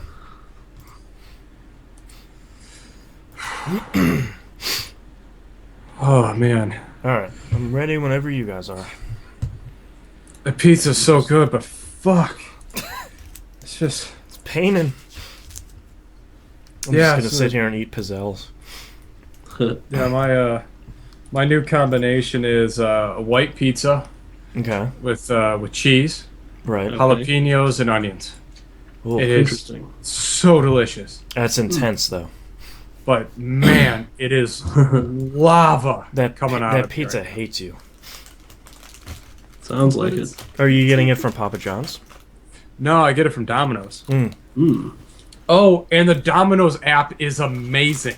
Oh, Really? Oh, it's so good. Like, you just set up your preferred... Because I always get... I order it on my way home, and by the time I get to the Domino's, it's already ready waiting for me. Nice. But you select your pie, and then it's like... Or actually, you can go to the coupons, so you can always use a coupon. Oh, nice. Yeah. So I got 2 pizzas for $20. Two topping pizzas. Jeez.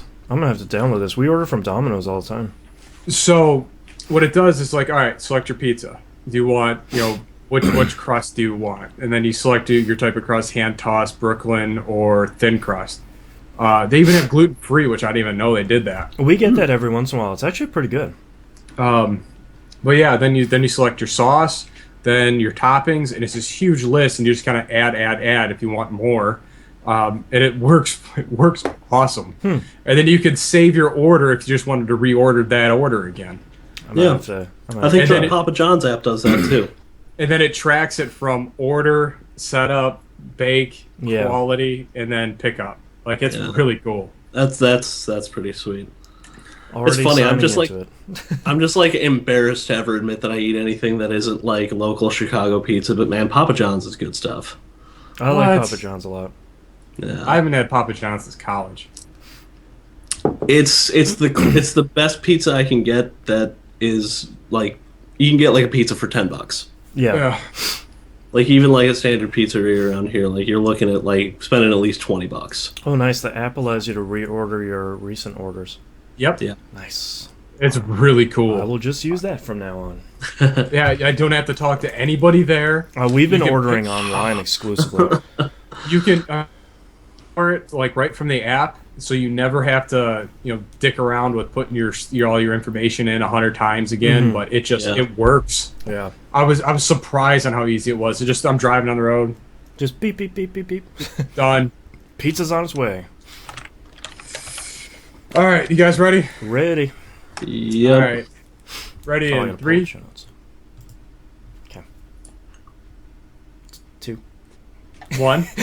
Welcome back, everybody. We got releases. U.S. release for the week of December 9th, 2013.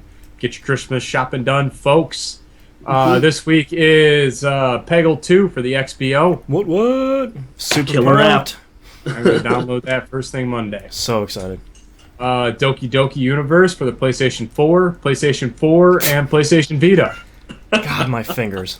What's really interesting is this is the new game from Human Nature Studios, who was founded by one of the 2 dudes who made Toe Jam and Earl.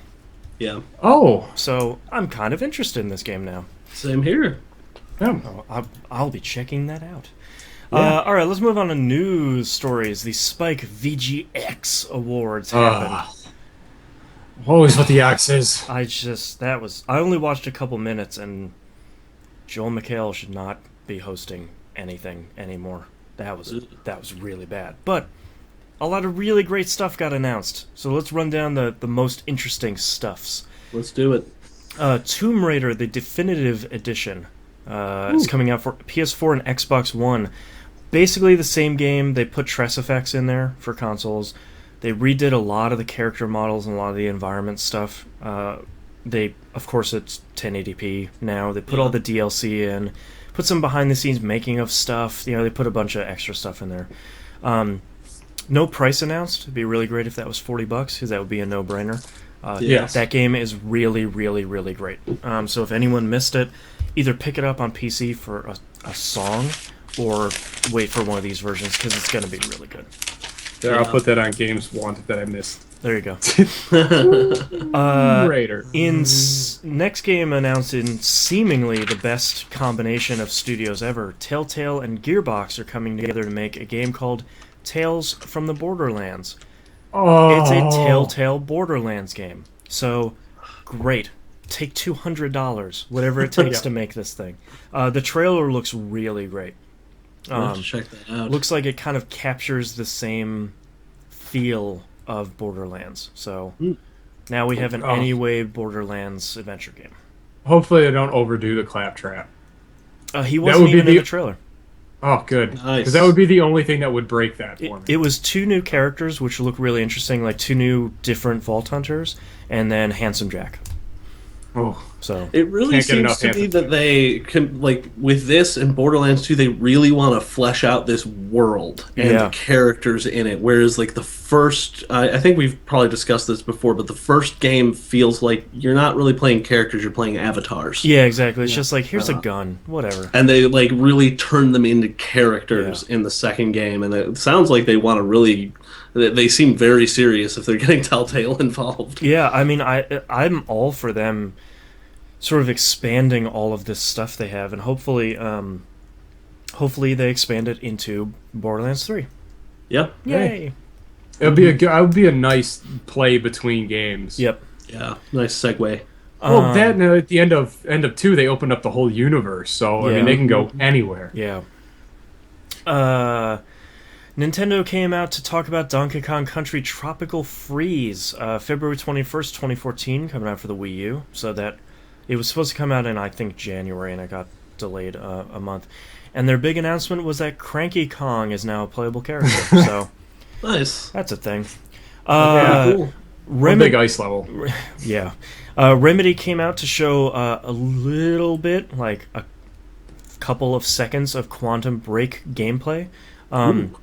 Still really interested in what that game is going to be. This weird time travel controlling game / also watch the TV show because that's part of the game / something else. Yeah. Nice. So They do wrinkles really well. they do. I'm really interested in what the hell that game is, because I really liked Alan Wake. Yeah. And I feel like they could make another really crazy game. So, Double Fine came out to show more stuff from Broken Age. It said that Elijah Wood joins the voice cast as the male lead. Cool. He joins Will Wheaton, Jennifer Hale, Jack Black, and Adventure Time creator Pendleton Ward, who is also the voice of Lumpy Space Princess. I just found out. That's a pretty decent voice cast. Yeah, that's kind of a lot of. I'm really excited to have Jennifer Hale in there as well, because the good Lady Shepherd coming in. Persona Gold asks, "Is that why they ran out of money?" Maybe. Yeah. I don't know. I think the first half of Broken Age they said was coming out on Steam Early Access in the middle of January. And of course, anyone who kickstarted the game, like me, gets the entirety of it already, I believe. I don't know. Something weird. It's coming out soonish, though, so yay, Double Fine. Also go play Space Base DF9. Telltale also announced another game that they're working on, because they apparently don't have enough to do. They're making a Game of Thrones Telltale adventure game. So, that could be interesting. That sounds pretty okay. As a dude who's not a fan of Game of Thrones, that sounds okay. Really? Yeah. I don't really like it. I'm right there with you, Boston. Unfortunately, they didn't announce anything other than 2014, and it's a series. You know what games we make, so that's great, right? So hopefully, yay. And then Khaleesi. The last really interesting game, Hello Games, which is a studio that made the Joe Danger games, they announced this new game called No Man's Sky. It's a really interesting looking procedurally generated space exploration game that looks really, really, really huge. And it looks like multiple planet hopping, generated planet adventure exploration something. So they didn't really show a lot. They came out with like a 2-minute trailer as part of the VGX Awards. But that looks kind of interesting. That could turn out really interestingly if you and your friends could kind of explore stuff. Yeah. Yeah. But other than that, that's kind of everything that came out. GTA 5 was Game of the Year. You shouldn't be surprised. Yeah. No one Joe should. Danger! There it is. So let's move on to the other news stories we have. Walking Dead Season 2 coming to PC 12/17/2013. That is like next week already. The whole season, or just episode The one? first episode. So I don't know how many people Telltale has working for them, but they're making Walking Dead Season 2, Fables Season 1, the Gearbox Borderlands thing, and then they're starting on Game of Thrones. So, Wow. working on a lot of stuff. I really hope Walking Dead Season 2 is good. Me Please, too. Yeah. please. I hope they're not I pulling still too have many to play directions. 400 Days. I haven't touched it. I haven't either. Yeah, I need neither to. have I. I need to play back through Walking Dead Season 1 on my PC to get like a good save over there. Oh man, too many good things. And then the last news story we have here, because it's December and it's really quiet in the industry. Borderlands 2 free on PlayStation Plus in December in North America. Awesome. Yay. Go get that if you haven't played it. It's Yeah. free. There's no reason to not play one of the best games. I still can't believe I logged over 283 hours in Borderlands. Yeah. The games are pretty great. And now They are. it's free. Yay. Alright, that's all the news stories we have, because gaming industry is pretty much shut down, so let's take a break. Break. Wait. Telltale does Call of Duty. Nice. That would be scary. Give them enough time.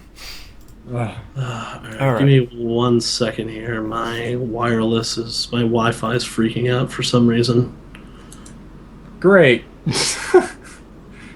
That's No, awesome. just my Wi-Fi. My wired connection is fine. Weird. Everything else is great. You know what's killing me is like I had all these problems here, but yet chat is the first time it's worked the entire time. Yeah. Yeah.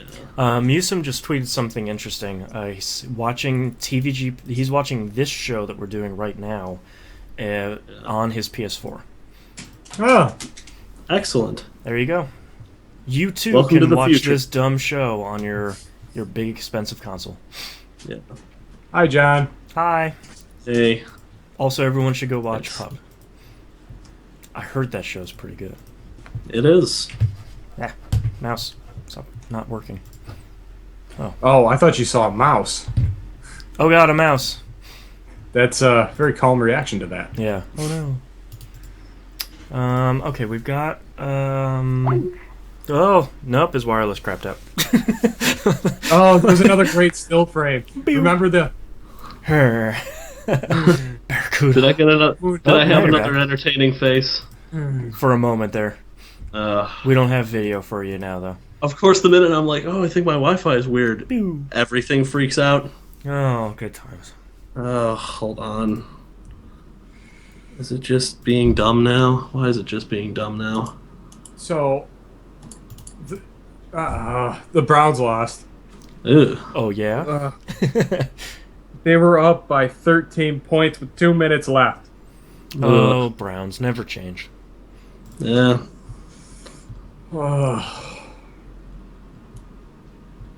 All right, hold on. I'm going to try and make sure my connection's more stable so that we can keep going. I might blink out for another second here. Okay. Can you still see chat?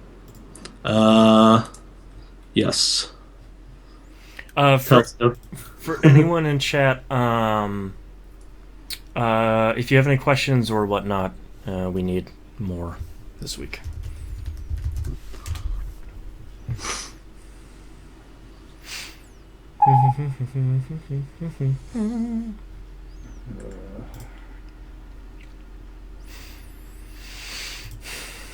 Ooh.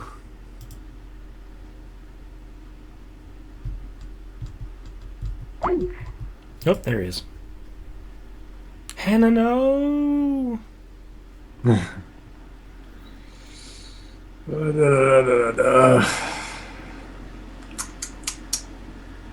Let's just close this stuff out so I don't need it anymore.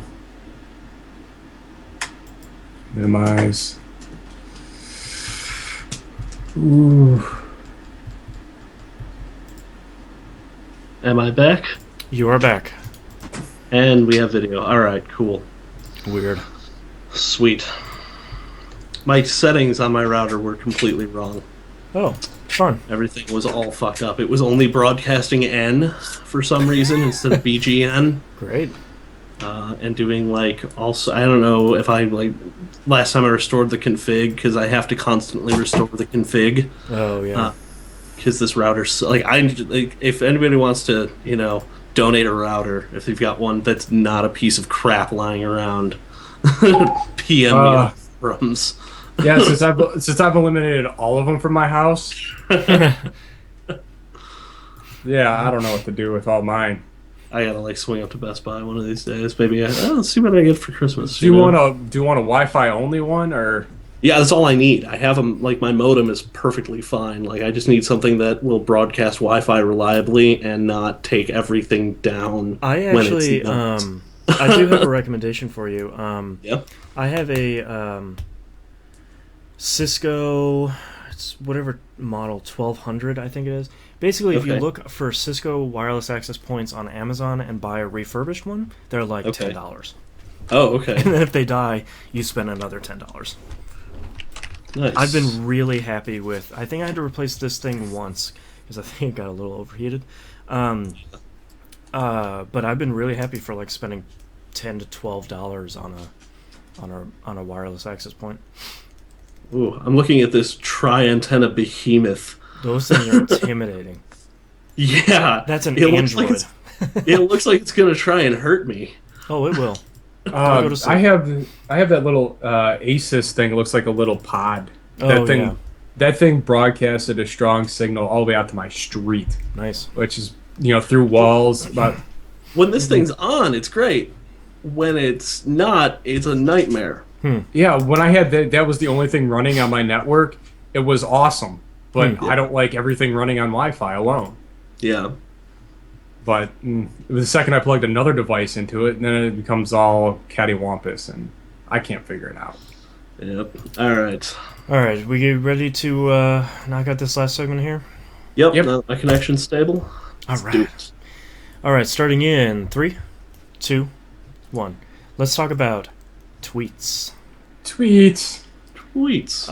The only tweet we have is from Musim, one of my compatriots over there on PUP and host of the Carousel Podcast, which you can find at thecarouselpodcast.com. Says that he is watching TVGP via Twitch, the Twitch app on PS4. So there is another option to watch this really dumb show. Enjoy. Yep.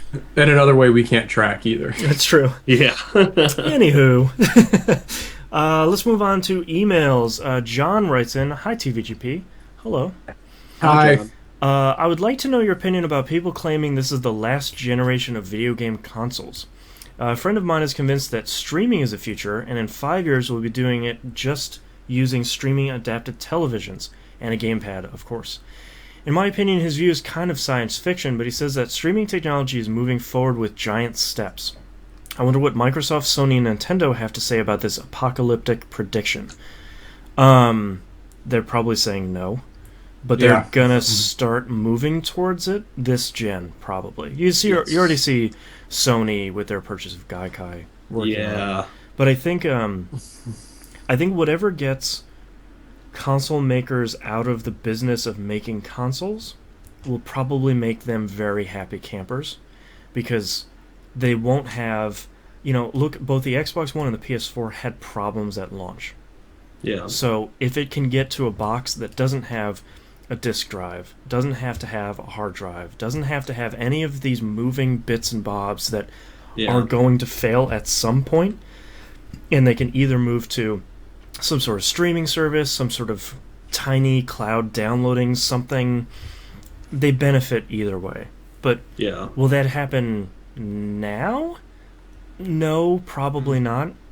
I think both console makers were really happy with the length of the last gen, almost being 10 years, because they made all of that money back on the consoles. But will they do streaming seeming again in 10 years? Maybe, but everyone has to have internet to do that, and they don't. Yeah. So I think it's definitely moving towards that. Like, there's no denying it whatsoever. But the speed with which the mainstream will move towards that really depends on too many factors to say whether or not it'll be big in the next. If this will be the last console generation, I don't believe it will. Yeah. I think we have. I mean, I think the next console generation is going to look vastly different from this one. I think in 10 years you will see the elimination of physical media. Right. I have no doubts about that. Well, I mean, look at how the Xbox 360 looked 10 years, like back in 2005 when it came out.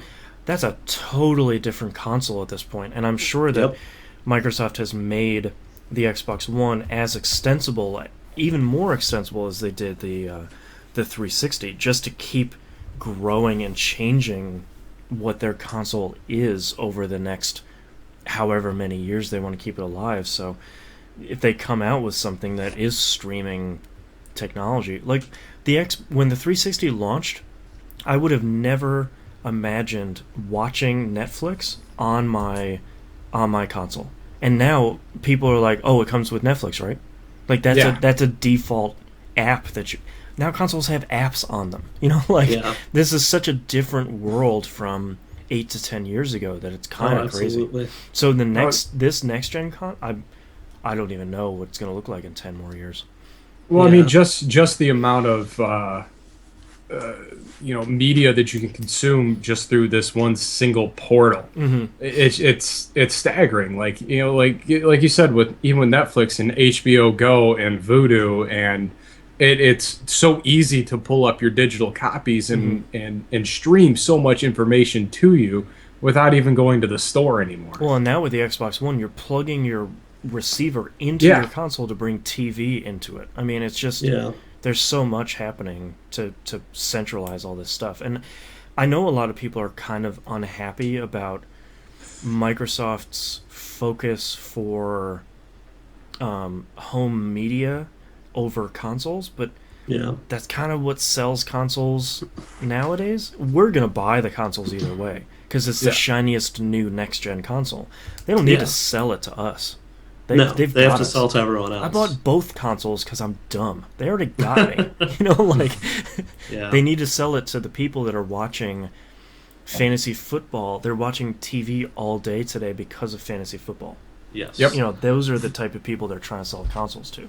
They are not worried about maintaining existing customer bases as much as they are creating new avenues for new customers to come in and want this. They want to create new avenues for people to desire this object. That's their whole point. And when you mentioned apps, Boston, that reminded me. Think about what happened between 2005 when the 360 came out and now. The iPhone wasn't a thing when the 360 came out. Apps were not a thing when the 360 came out. Do you know? I want to know. This is really interesting.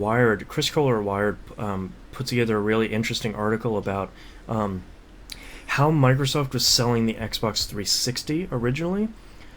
What was astounding to me is that in 2003 and 2004, when they were promoting the Xbox 360, they do not have a full copy of the unveiling of the Xbox 360 at E3 because YouTube wasn't around. Yeah. What? They have little snippets saved on IGN, like 5 minutes at a time, because that's what internet video was at that time.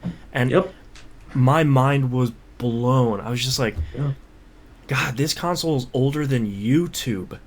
Yeah. If that's not something to absolutely knock you on your ass, I don't know what is. Yeah, and I mean, you can see the clear influence that, just look at how Xbox has evolved.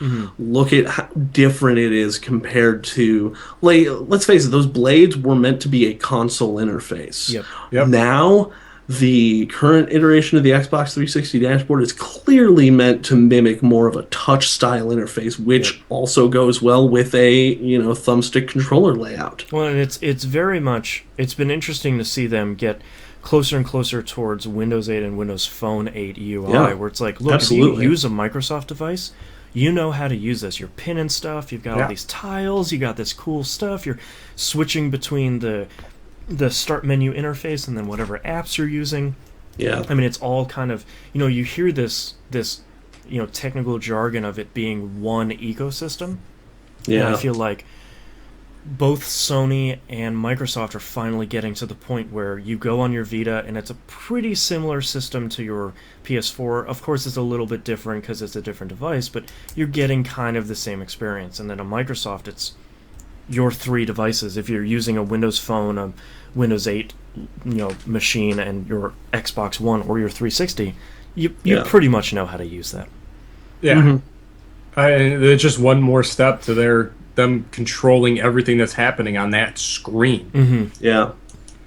Yeah. Like it's, I still can't get over how easy it was to set up that TV interface. That's really nice. If I don't have cable anymore, but if I did, that would be one thing I would have plugged right into it. Yeah. So the next 10 years are going to be really interesting.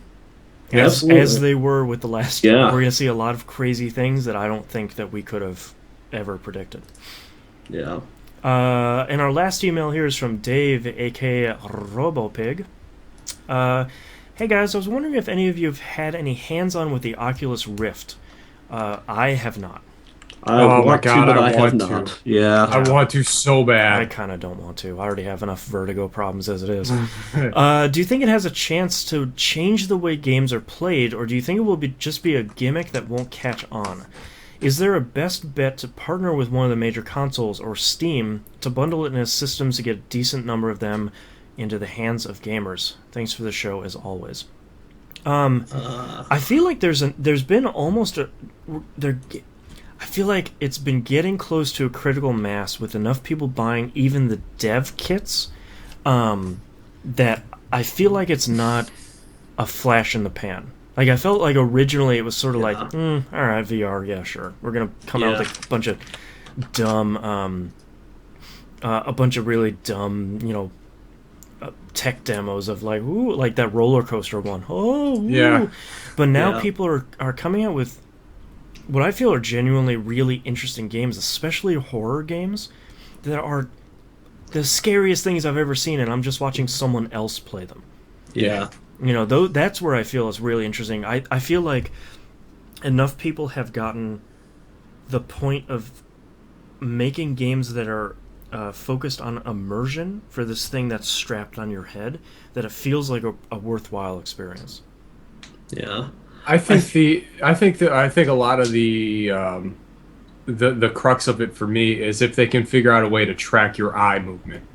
The second they can get that and allow that to create that total immersion, if you're looking down, it naturally, as quick as your eye can move. Yeah.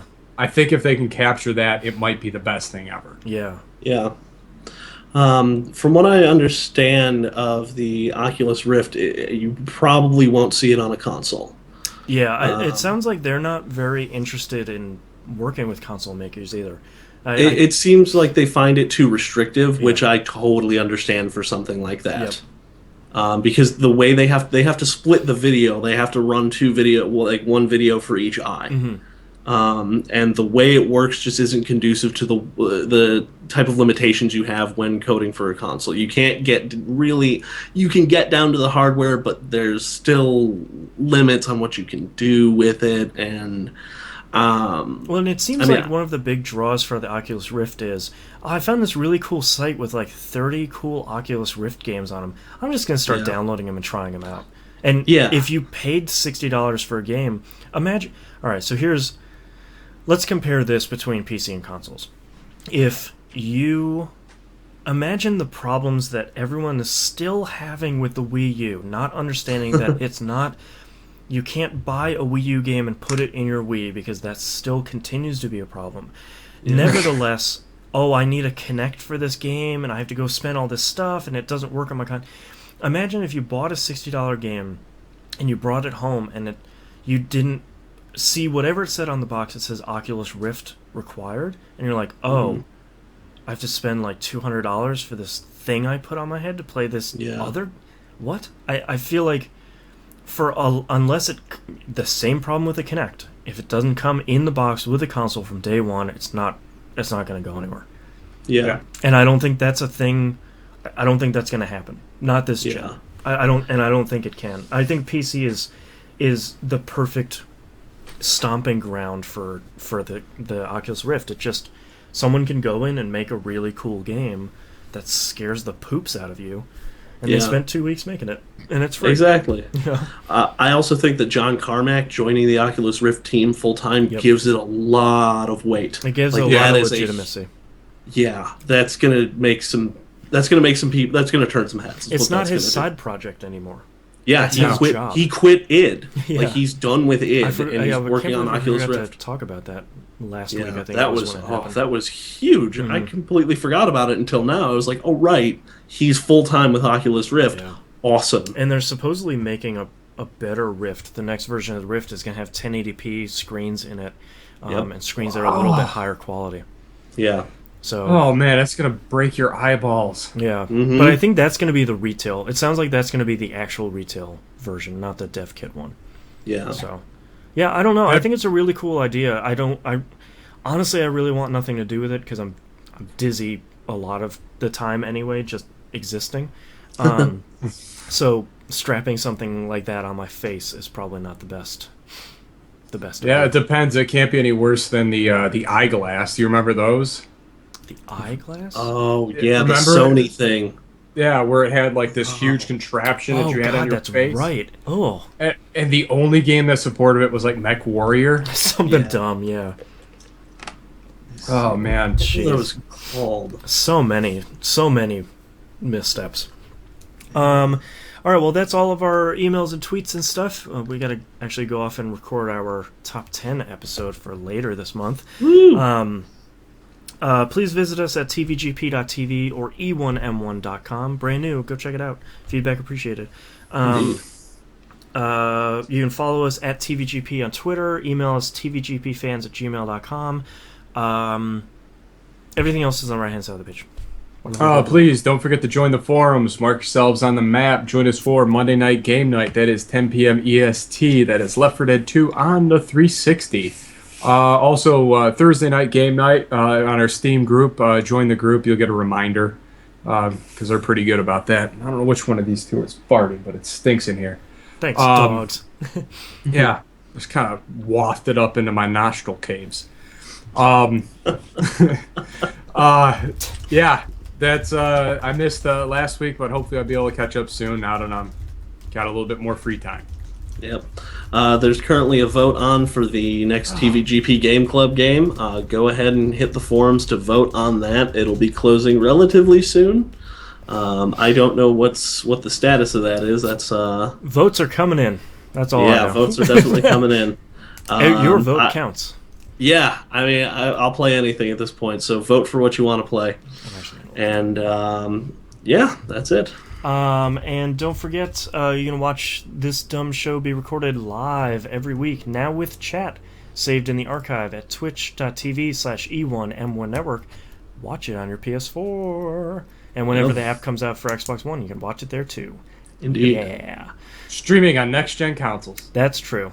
That's all we got. We'll see you all next week. Later. Peace. Pflux asked if we're going to record the top 10 live. Sorry, no.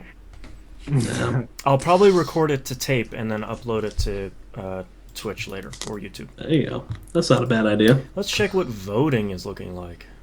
Yeah. Ooh. Bulletstorm. Data. No, wait, I pulled up the wrong one. No. Number 16 voting. All right, there we go. Sweet. Summary of responses. There we go. Oh. Oh? Oh, you bastards. What? What did they do? All of you guys did this to me on purpose. I'll get every last one of you. All right, titles. All right. Well, we all know what the title's going to be. Mm-hmm. But what else do we have? As for tradition, I get yelled at every time I slurp. If we extrapolate from these numbers, do you feel like you had a W? High-level tiny Death Star. This thing's pokey. I forgot how crazy his head is. Satan just shows up. He's got smoke pants. He's got Satan's smoke pants. Whatever, he's a wizard. Zobak the purple. I was being a D. I didn't want to be thrown out. So much power. It's about 800 feet long. Girthy, which I just realized that's really not okay to put those two right next to each other. No. WXBO 105.3. Yep. You should. It's the worst. Might as well be a meat bag. How cool this Subaru is. But Boston, you love filling up bars. I really do. It is very pretty. His drive-atar is a monster. Muppety. God, my fingers. And the good lady shepherd. Persona Gold in chat actually has a really good one. I don't want to listen to Jeremy Clarkson talk about how cool the Subaru is. Yeah, that's the extended edition of my the one I wrote down. So we obviously have to pick WXBO 105.3. Yeah, obviously. I mean, we can't. Yeah, not. that one's We can't fantastic. All I right. think we used smoke pants before. I feel like we did. All right, starting in 3, 2, 1. This is That Video Game Podcast, episode 320 for December 9th, 2013. WXBO 105.3. Live. Traffic on the nines. All right, thank you very much, everyone, for watching the live stream and joining us. We're going to leave, and people are asking us pretty please in chat if we'll live stream the top 10. We'll chat about it. Watch the Twitter account. Thank you very much, everyone, for joining us. I really appreciate everyone coming and spending time with us and chatting with us. Super appreciative every week. We'll be back either later or next week. Bye. Bye.